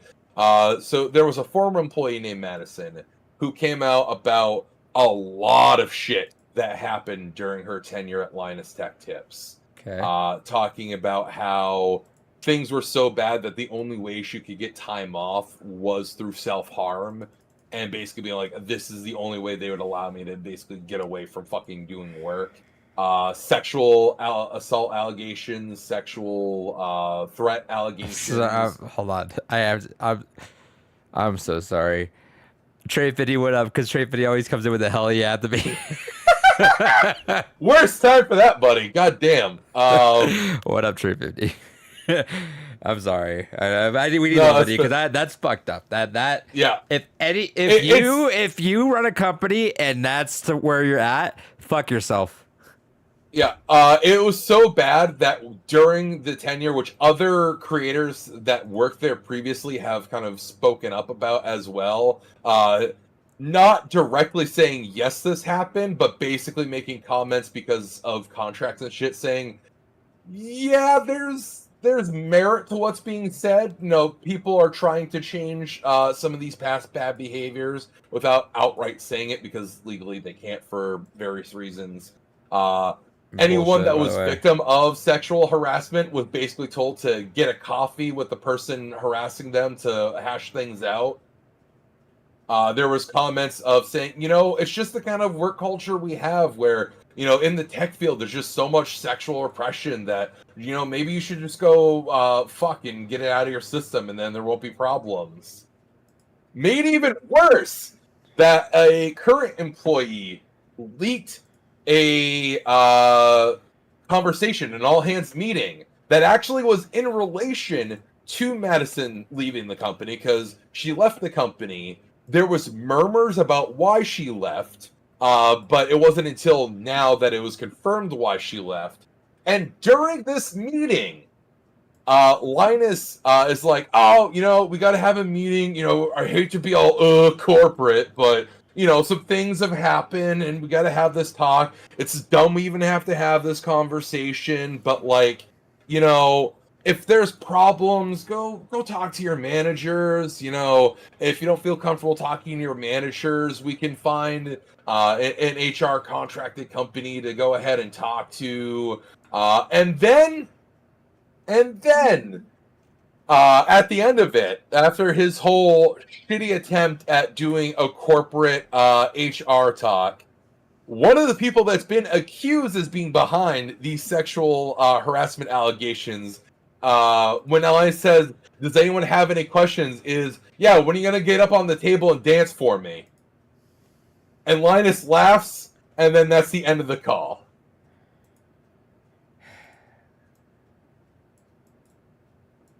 So So a lot of shit is coming out about this, and holy fucking hell, more shit keeps slowly coming out about it, and it's fucking wild to me. And I I've said this before. Holy hell! I'll let you go ahead and get your thoughts out here, where you're a little bit less invested than I am. when it's obvious that this is some dude that was just reviewing tech, not built for this, right? Like he's not. Um, I think at some point you have to become hyper aware that you were not the person for that. Step back and like the I'm gonna go on a limb and say that when you were saying that whole like I hate to be all corporate line, I want to try my best to give Linus the benefit of like that is a geeky ass guy that got put in the shoes here that genuinely is like nervous, doesn't want to, is trying his best to like not shake the around like rock the boat too much, but like also appease everyone, but doesn't realize because he's an idiot nerd who doesn't realize that what women go through. I want to put like that sort of naivety, ignorant, dumbassery veil on him and give him the benefit of that. But that's when you need to become aware and realize this is not your forte. This is not what you signed up for, which is fair. You blew up. Cool. Good for you. Sell your shit and get out. Like he should have. That was offered to him. I looked real quick. Yeah, it was $100 million You're an that was idiot offered. for not taking that because you were not for this. Like if something blows up like that and this is not you, I get you want to hold on to it because it's your baby. This is for it to remain your baby. You have to step the fuck up and figure your shit out and realize there's a lot of stuff going on. Um, and unfortunately now, like, there's been harm done because you weren't able to sack up and realize, get the fuck out and let actual people handle it. But also, on the same token, him expanding so massively and quickly led to just some dumbassery and idiots right up in the office and doing the bullshit they did.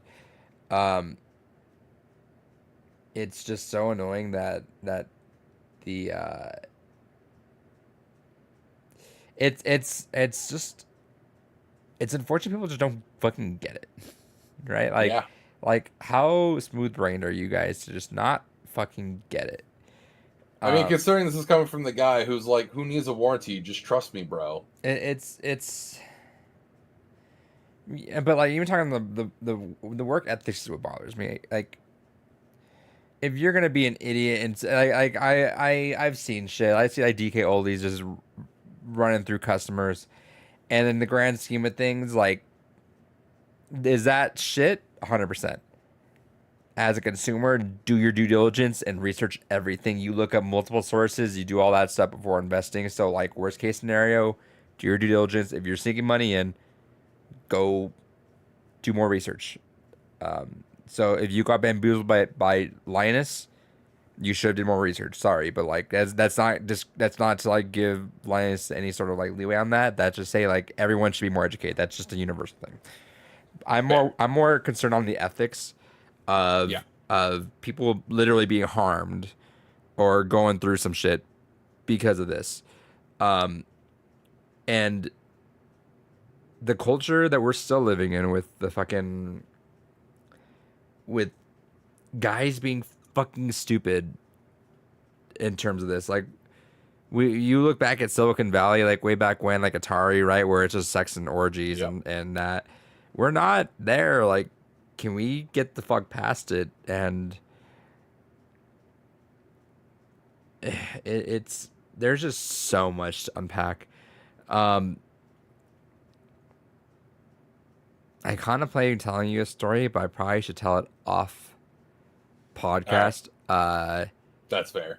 But here's like one other tangential story. For esports for our class, we were given a curriculum, and they're asking us to go over Gamergate. Interesting.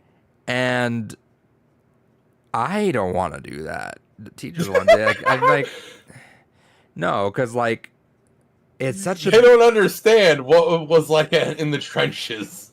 But it's such a bizarre thing they want us to go over, but also like because they're trying to. So they gave us a curriculum, and essentially the rule this week is don't be a troll, don't be an asshole online. But any video like that's gonna be so cringy. It's gonna be so cringy, so ham-fisted, and you don't give a shit. I'm sorry. When I was a teenager, I was an idiot online. I was trash talking people, dude. Anyone I killed in Halo, hey, fuck you. You fucking suck. I didn't say anything on the heinous side. I mean, that's still me now. Yeah. Fuck you. Yeah, but I mean, there was we were trolls. We were not. I don't know about you. I was definitely a lot more of a troll. Oh no, I was an absolute, and still am to some degree, an absolute shit talker. Yeah, there's a difference between shit talker and troll, though. Remember, I ran with like, you remember my crew when we were doing that? We would just fuck with people. There's something. I want to use the right word. There's something. What's a word I could use that's not gonna backfire in my face? Because I want to use like the word wholesome. No, there's something nostalgic. There's something quirky or silly about maybe a little quaint, just being a little thorn in someone. You know, there's a difference though, and like I feel very confident. And let me backtrack a little bit. When a lot of us, especially around our age, that have used the internet and were there early YouTube, early Xbox Live, early Twitter, I think all of us have gone through that phase. If not, like you I feel like you're in the minority. I feel like most of us did, where it's like we went through that whole like troll phase, right? Because it's like this brand new thing we all want to just like do. See, Abag says were N bombs dropped? No, that's what I'm saying. So it's like no, unlike Linus, he did not drop the hard R on a regular basis. What was vocabulary not PC? No, it wasn't PC. 100%. And I'm very proud of like having to like distance and figure out, because some people would say like oh, I fucking hate. Hey, everyone out there, ever see someone use the word woke, ask them what they means, you win the argument because they're never gonna reply back. But that's what they'll say, right? It's like whoa, PC, yada yada yada. There's a difference between that and just like growing to a point where like you can realize there's more. We got shit to deal with. Why are we inundating people with nonsense, right? But we were trolls. We fuck with people, but like there's a certain like I can't find the word, right? But like when you're just thorn and you're just a little bit of a nuisance. That's the funny troll, right? I just like to bug people every once in a while, especially and I'll still do that. Every once in a while I just get this like, it's like old me pops out every once in a while just to say what's up. It's like my version of like some shady where it's like I just want to fuck with someone a little bit. I want to just do that a little bit, and I'll use my powers on good, and I'll fuck with people that are just on the wrong side of history currently. And I'll just fuck with you, and they think they win, and they try to win against me, and I remind them my Twitter account's probably older than they are, so it's like they're not gonna win. But that's what I do. But like it back then, it was like, for example, Cursebird. Do you remember what Cursebird was? No. Cursebird was a live tracker of every time someone used a curse word on Twitter. Hmm. And me and the Skype crew would just, me and Samuel, I should say, would like go through and find people that are cursing, and we just curse alongside them, say "fuck you too," and then we would just get that. It's just like that, right? But then it goes off, we go on our merry way. It doesn't ever get serious, right? Fair. People that want to troll now want to tell you to not be of this earth, to they want to make sure you know that you've never been loved. Like they want to, like they will make sure, like they want to hurt you. We just want to be a nuisance. I want to annoy you. They want to hurt you, right? That's I feel like that's kind of where the line is dropped in there. But now we're gonna start rolling back. This week we're trying to do digital citizenship, which is like not trolling, but it's like there's or worst case scenario, they dox you. Yeah, that's true. This is very true. But we gotta like watch the usage of how you're doing that, and like some students just don't get it, and there's a little more to say of that. And I'll save that for off podcast, but like it's a line to walk, but it's just like I hate that we have to keep like iterating this, because I get it. There's a lot of stuff, and there was actually a pretty good thread that kind of went on where it's like guys go through some shit in a way that girls don't get, and that's not to diminish them whatsoever. They go through heinous shit.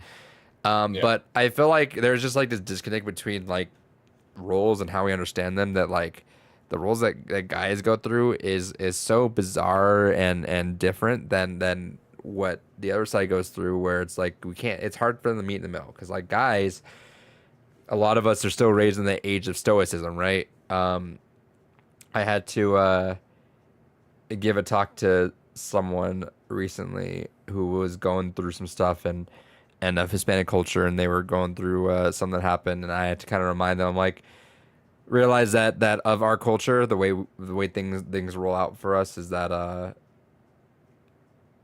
we're raised on that Hispanic women are nurturers and will take care of everyone. Hispanic men are stoic, and we hold on to our shit for the best of everyone, and it just doesn't work. That's why there's some shit that happens. So you gotta kind of like realize that and break those barriers. It's kind of what I'm always trying to do, but like to reel it back is like, can we not just get to a point where the fucking, especially in this case, like men just get your shit together? The idea of sexual repression or stuff like that is so fucking stupid. And I want to say though, like, is there a side of truth in that? Yes, in that guys, for example, let me throw this out there in the psychology way, right? The disconnect with dating norms is so it's a joke, but it's like it's so stupid, where guys are built to like get rejected constantly, right? Like guys are supposed to like just throw out there, and just hope you get like a bite back until it eventually formulates to something. So like the idea of like the norm of guys always making the first move always backfires, because the guys get rejected a lot more too, which that's a deal. That deals with you somehow, some way. That coagulates in your brain. But stuff like that, like there's stuff that we're just not grasping when it comes to that we would need to understand better when we're figuring that out. But like, I understand guys go through that, but that's not a fucking excuse. Literally go do some shit. The fucking Barbie movie had it, where it's like, literally go love yourself. Go get the fuck over having to fucking have this validation shit. Go love yourself. That's why everyone that's like, oh, the fucking against men. That was the most positive message any fucking movie had towards men. That's why you're smooth brained if you didn't get it. They're literally 100%. telling you, go fucking love yourself. Get the fuck over this need of someone or need of something. Go fucking do something and love yourself, you fucking idiot. Like, genuinely. It's so... It blows my mind that we're just not grasping that, because a lot of people need that. Like, genuinely, a lot of people need that. Also, speaking of movies, Blue Beetle, please go watch that, especially if you're of my people. Generic ass superhero movie, but like such a great cast and so much heart. And my God, it felt good to like be represented. If anyone out there, not that anyone listening is fine, but I see those things like people diminish the idea of what representation is in movies. Like representation, whatever. It's because you guys are always represented. That's why it doesn't matter to you. Yeah. But like, it felt fucking nice, and like, I'm not gonna lie, it hit different when it's familiar. So like, I've been in this. How do I say this? I'm long-winded. I'm fuck Linus. I've been in this like more emotional state where it's like a lot of stories are getting close to hitting me a lot harder. Like I just made that also comes with age and experience, right? But like, for example, like I know some people that they've been watching Interstellar lately. Like it's the shout out to Neo, right? I like everyone watched Interstellar, but they watched it again now, and they're like, "Fuck, that movie made me fucking cry." And I see people that are like, "Yeah, I watched that movie when it came out, and it was like, yeah, that was a great movie." Now I'm a dad to a 4-year-old, and holy fuck, I just fucking sobbed my goddamn eyes out. And I think that's kind of where I'm at. Not to that extreme, but like I'm getting to that point where like I'm experiencing more things in life and just becoming that. So like a lot of these things hit me more. But like Blue Beetle, like there were times where I was like on the edge of like just letting some tears out because I'm like, fuck, this is like it's hitting different just because it's familiar.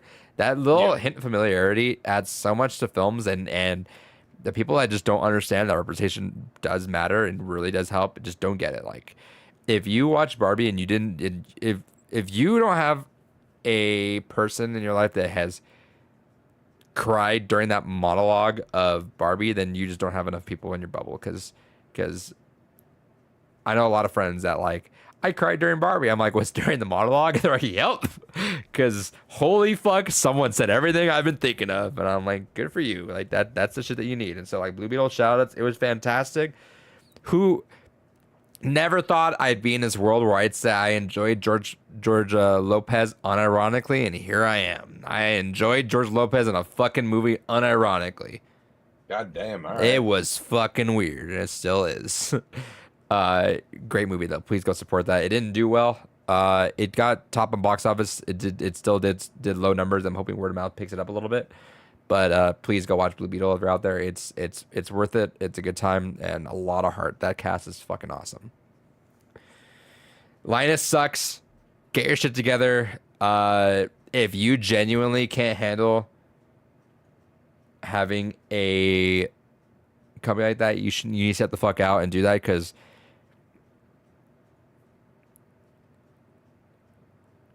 I'm not gonna say what I'm gonna say because it sounds a lot more heinous. Not that this isn't heinous, but like it sounds a lot more in that. But like any hurt that has happened of this is of your fault because you refused to do what was right. And when you have that money, I'm sorry, like the audacity to say, "Oh, it's hard being on this side." It's evened out because holy shit, you've also solved a lot of the issues that we're going through. Like, man, it'd be nice to have a house. You no longer have that issue. Therefore, like, the issue that you're dealing with, brain's probably a little more clear for you to think about that, right? Like, it evens out. So, like, that means nothing to me. Get your shit together, dude. I'm done. I talked a lot. Conclusion. Linus sucks. Go watch Blue Beetle or Barbie. Or both. Fuck it. Hey, National Movie Day thing is coming at $4, I think, next week, I want to say. Go do that. The Barbenheimer for $8 if you want. A lot of good movies out there. Haunted Mansion, also good. A lot of movies lately just got a lot of heart in it. I'm with it. David, is there anything else to say about fucking Linus? No, he's a piece of shit. And Hell yeah. I'm tired of all these apologists coming out of the woodworks about it. Last story for the night.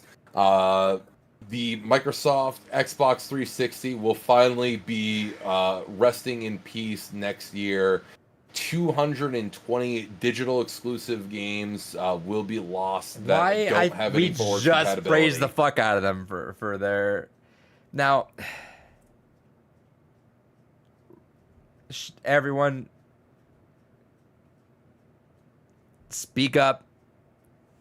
This speaking up, complaining, bitching, whining, moaning. It may seem like moot, but like there's It been worked for it PlayStation. happens a handful of times where it works. Keep this up because it's so fucking annoying. This is still going on. I want to give Microsoft like praise the boot, like their attempts to keep everything going forward. Fantastic. I'm sure if it wasn't for licensing, if they could figure everything out, they would just keep everything going forward. Cool. But this, if the potential of just a lot lost media is there, fuck it, raise the cowbells, do that because we need it. It's so fucking annoying. Yeah. So these are a list of some. So there's 220 games. Not going to go through all of them, but just some interesting things to think about. The fact that while they may be on other platforms, they're going to be essentially lost because they're not backwards compatible on the Xbox environment. Abyss Odyssey, the Alien Breed games. We have Austin Knots that's going to be Is lost there anything there. that you can read off that's just lost that's only on 360? It would basically amount to all the Xbox like really indie stuff. So the like Coliseum is one that immediately pops to mind of like uh the real Xbox Live Arcade God, 360 stuff. what's this? Dude, that era of gaming was so fucking cool. I there was something just like nice about that, right? Where it's like it. And It was experimental. It was fucking weird, but you know, also fucking it was cool because you could offset it, right? Because you knew like if you're gonna buy Red Dead or something on a physical disc, XBLA there was to be the perfect side dish to it, right? It was never yeah. and yeah, it was cool when games like try to be huge off XBLA, but also like the appeal of XBLA was that it was smaller, digestible, and like the perfect side by side for you to play alongside something. You never, rarely I should say that you went full force into an XBLA game forever, but like it was such a good like again we talked about this a few times recently, but like the offset taste, right? Like sweet, salty, all Yeah. that stuff. It was like cool, like big experience, bite size, big experience, bite size. It was always cool to like offset each other, and it was perfect time for that. I think. You know, this is a weird one I didn't think about, but interestingly, the Penny Arcade games on the Rain Slick Precipice of Darkness, those all disappear. Because they got delisted off Steam recently, didn't they? Yep. And though technically the only way to get them anymore will be on the PS3, but yeah, that's just weirdly gone, especially considering that is a large property in a sense. I mean, again, we got Was that patch good? still. I thought they were okay. I never played much of the second one, but I thought the first one Okay. was good for what it was. And that's coming from not a Penny Arcade fan, just as an RPG, it was pretty well done. Did I ever buy Uh, those? Ooh, I don't think I bought them. the South Park mini games will be disappearing. This is the only way to get those. The South Park Let's Go Tower Defense and the Tenderman's Revenge. Those will disappear entirely. Did I not buy Rainstick? I could have sworn I had 1 and 2. I have 3 and 4. Huh. And sorry, what was it again you said? The South Park games that were digital only. The Let's Go Tower Defense Play and the Tenderman's Revenge. Those are Xbox Live Arcade exclusive, so those will disappear. That sucks. A couple Worms games, although those will always at least have a chance to get re-released somewhere else. But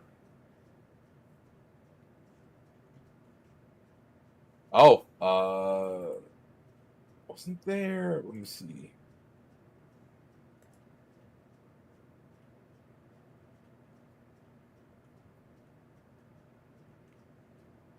And you buy the do I you know what I might actually have them on Xbox maybe. I feel like I bought them at some point.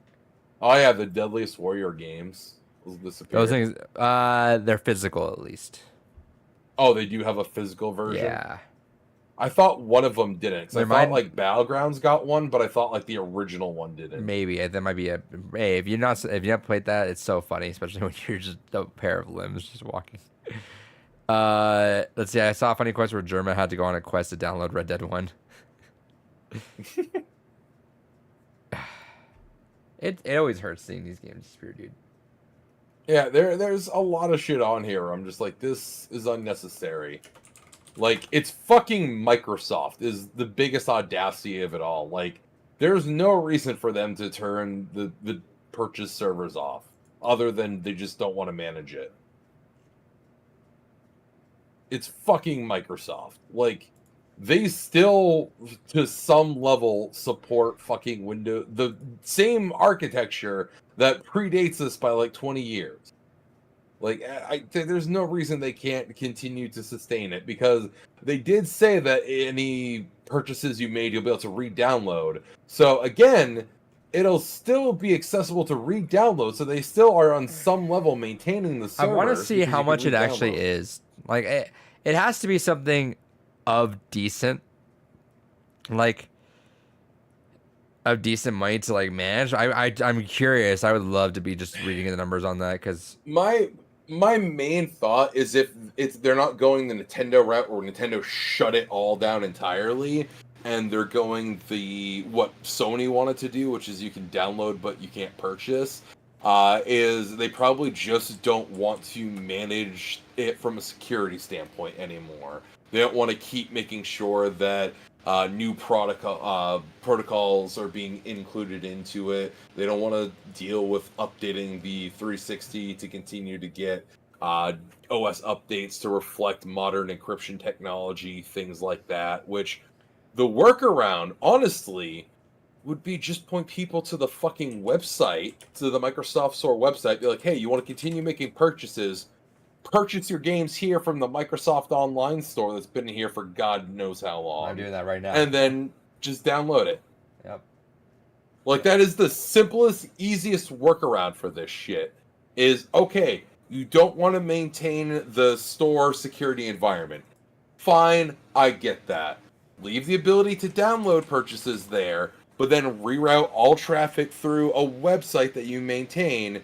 Because, again, you're fucking Microsoft. You're doing that shit anyways. Mm-hmm. It's so... I fucking hate it so much.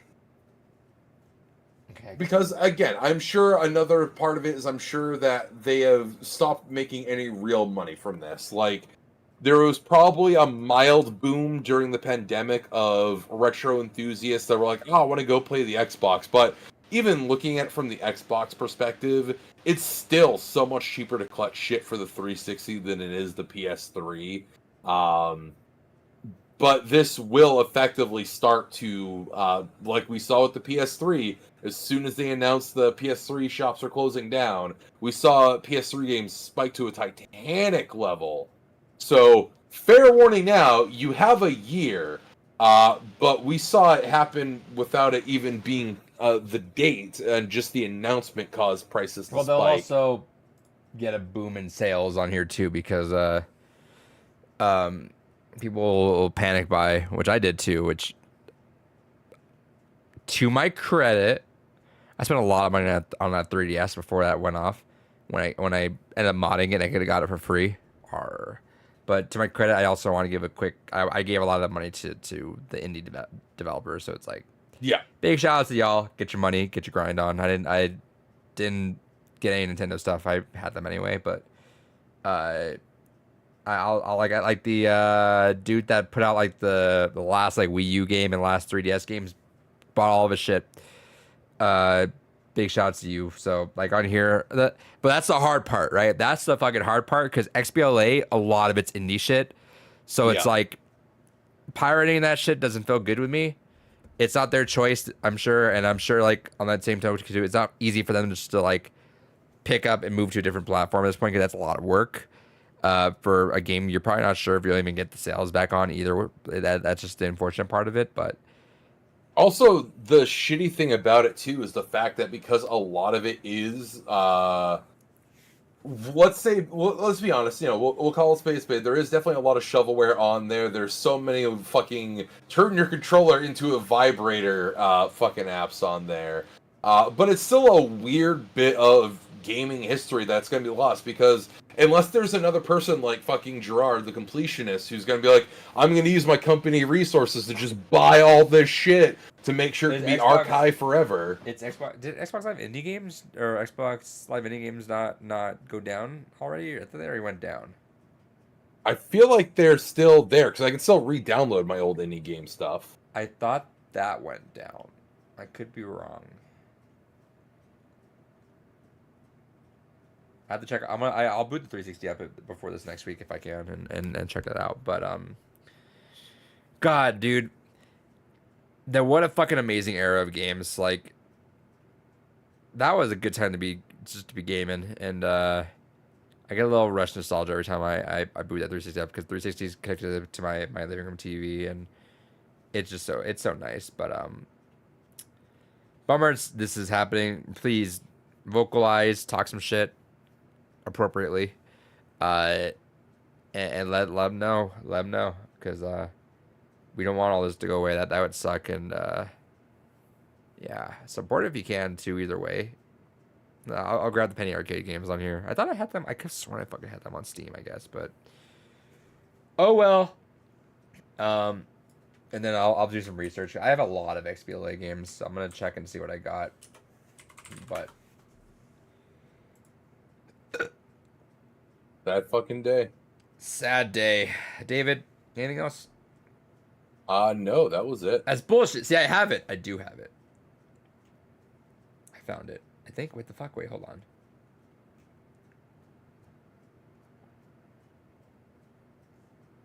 Oh, it's not called Rain Slick on here. What the fuck? Wait, hold on. Is it just called Penny Arcade Adventures? It's just called On the Rain Slick Principle of Darkness, Episode 1, Episode 2. Then it's Penny Arcades 3 and 4. I fucking knew I bought those. I think I saw when they were delisting them and I grabbed them. I fucking knew. All right, save me $20. Thank God. David, are we out of news? We are indeed out of news. Let's do this. I've been rewatching a little bit of here or there of us making this list. I am so fun. This makes me upset because like I love what this could be, David. All right, I do have to go through it quickly though because I do got server shit to do in the morning. Let's do it. Let's get through it quickly. I want to read off this, and do you want to add your one DLC fire to each one, or are you not gonna have time? I'm not gonna have time now. Okay, I want to read. Or you want to do this next week? Do this next week? Yeah, I want you to add DLC to this. Yeah, I can try and have that prep next week. Yeah, the prep. You did this shit live, David. Fair. Yeah, let's do it next week then. All right. So, Street Fighter 6 stream. We will do one around then too. Play your cards right. Yeah, depending how. I mean, we got games. They said not to expect a lot for Gamescom though, so I imagine we probably won't have a fuck ton of news for next week. So yeah, maybe we quickly do up this and then we just play some Street Fighter. I'm down. Yeah, or Tekken. No, you don't have it on PC. Okay. Never mind. I do not have it on PC, no, and I'm not rebuying a third copy of it. I thought you liked it. I do. I'm not buying it a third time. Especially when, okay, here's the thing. I have like 7 tabs open up on shit I need to pre-order still. I try to cut back on a lot of pre-orders, especially because of the fucking roof. But I'm sitting here looking at like, fuck. Like a Dragon Gaiden, the man who erased his name. The only physical version is going to be the Asia English version. You didn't buy it yet? And that comes out in November. I have a pre-order for it, yeah. Okay. There is the Goblin Slayer game. Yeah, go ahead. I pre-ordered it. I was wondering what to buy it on though, because like it hurt getting it on PS5 because that breaks my line of continuity with it. All my Yakuza games are, except for Dead Souls, all of them are PS4, and I'm like, this is the one that breaks that. I gotta get the other ones eventually though, so I'm behind on some Yakuza games, but I just haven't played them yet. No, I feel that. I did the same. All of my Yakuza games are, aside from Ishin, Like a Dragon, are PS4. Mm-hmm. Anyway, so you had Fucking World of Horrors getting a physical release in October. I want that. I That's know a you were into fucking that. indie game. Huh? I know you were into that. Yeah, fucking one bit horror that's kind of in the style of like a Junji Ito. Hell yeah, I'm fucking all over that. Goddamn, gotta throw down my pre-order for the Apollo Justice collection. That's early next year. Fucking all kinds of Tekken. shit that I need to throw down yeah, Tekken. Not to mention, I think I still have a couple Amazon pre-orders open. Let me check those real quick. Sign in. Yes, I am who I say I am. Promise. Not yet shipped. Oh yeah, I double dipped. I threw down for the pre-order for the Xbox Series X version of Doki Doki Literature Club. I Why? got my pre-order because it's not censored unlike the PlayStation version. Oof. Yeah. The Steam version probably isn't though, right? The only version that's censored is the PlayStation version. God damn it. Yeah. So a little pissed. I would have honestly had it originally gotten on Xbox physical if that option had been available when Oh, it and the Switch came out, but I forgot to mention this a while back. I stopped playing a little bit into it. I should just go back and do it. I booted up Martha's Dead a while back. I'm talking about maybe like a month ago. And I got through the face cutter. As I mentioned that too, because I remember that was a whole controversy. That was yeah, that pissed me off with that controversy. yeah that but it was skippable or what was it? It was skippable. It was not playable on It PlayStation, but it's playable on Xbox. Yeah. And on the PlayStation, technically, you can opt into it. So they actually lied about that a bit. If I remember correctly, it came out a few weeks later that you could opt into it. Hell yeah. Um, my fucking this is so shitty. So the other fucking big pre-order I have here is Evangelion 3.0 plus 1.11 Thrice Upon a Time. Only the collector's edition can you get the 4K version of it. I just want them film in 4K. I don't necessarily want to pay $70 for a fucking collector's edition to get the 4K version, Is this but it's the the only way you can 4K get it. of the whole series that I had watched that's incorrect way of watching it or still no? No, this is just the last film. So still no way of me getting through with watching this without having to like because I remember you said like the dub in all this is The only way you can watch the Blu-ray version of the original dub is to get the collector's edition version of the Evangelion TV series. which was like 130. Yeah, it's like 150-ish. Fuck off. I'm not buying that. Like, you know what you could have did is put it on streaming. I probably would have bought it because I would have liked it because I'm that kind of person. But like that's just dumb. I hate that. Yeah. Again, hence my continued frustration that the only way to get the 4K of the last movie is to fucking get the collector's edition. I don't want the collector's edition. I just want a 4K of the film. That's so But fucking stupid. fuck me, I guess. You gonna do it?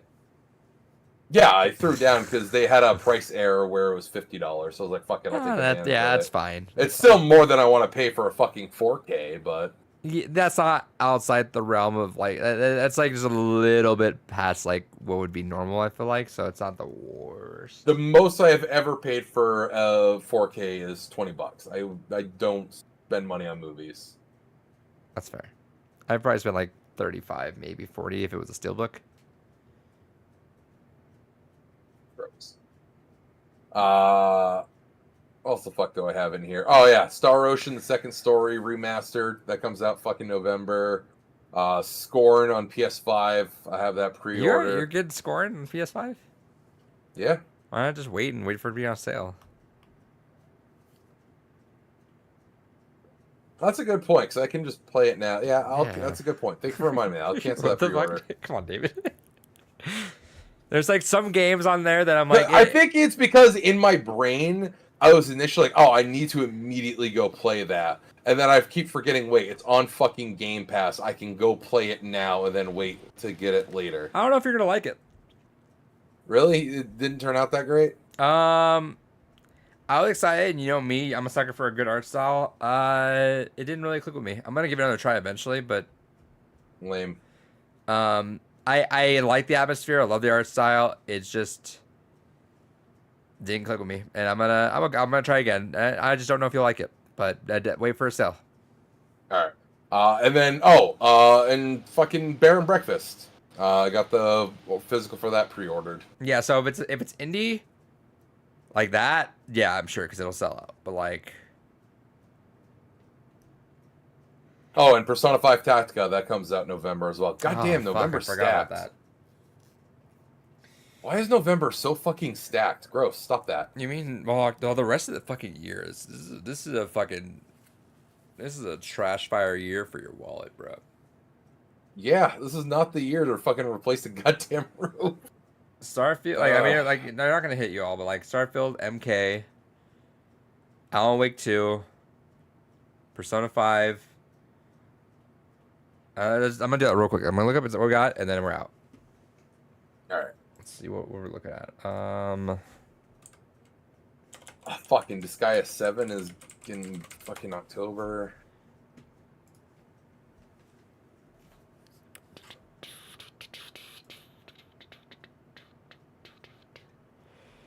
And then you still no, never mind.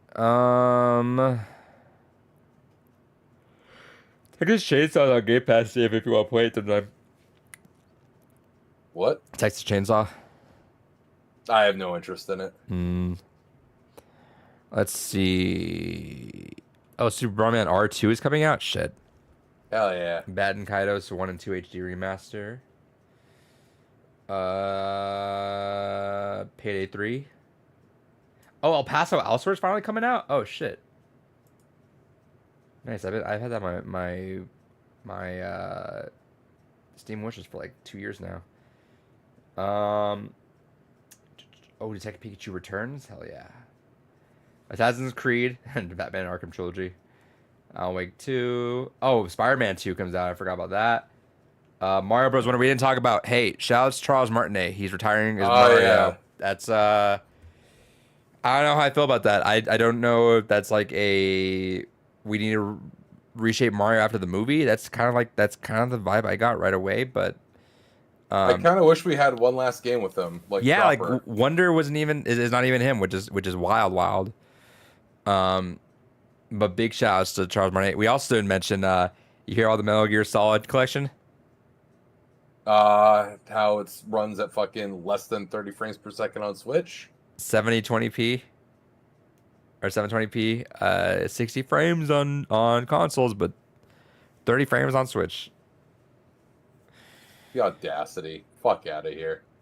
That's such a fucking bummer because it's like we needed a win, Metal Gear Bros. We needed a win. Alone in the Dark. Oh yeah, I forgot that fucking comes out. That WarioWare game comes out in November. Yeah. Oh, Super Mario RPG. Yes, shit, that's right. Damn. It's a fucked up year, David. It's a fucking banger year. Again, the worst fucking time. And like that's still like ignoring that I still haven't played a lot of shit that I need to. I still gotta get through Final Fantasy. I still gotta get through Hogwarts. I still gotta get through some other stuff. Eventually, in time, we'll figure it out. If I got through, I'm hoping Control puts something in my brain where it's like, see, if you sit down for a couple days, you'll fucking knock out a banger game off your backlog and you're done. So, all right. With that said, we're gonna head out. Next week, we'll revisit this fantasy fighting game list. Hell yeah. And then you play some games alongside it. We'll see. But yeah. David, send us out. Fuck the police. Hell yeah.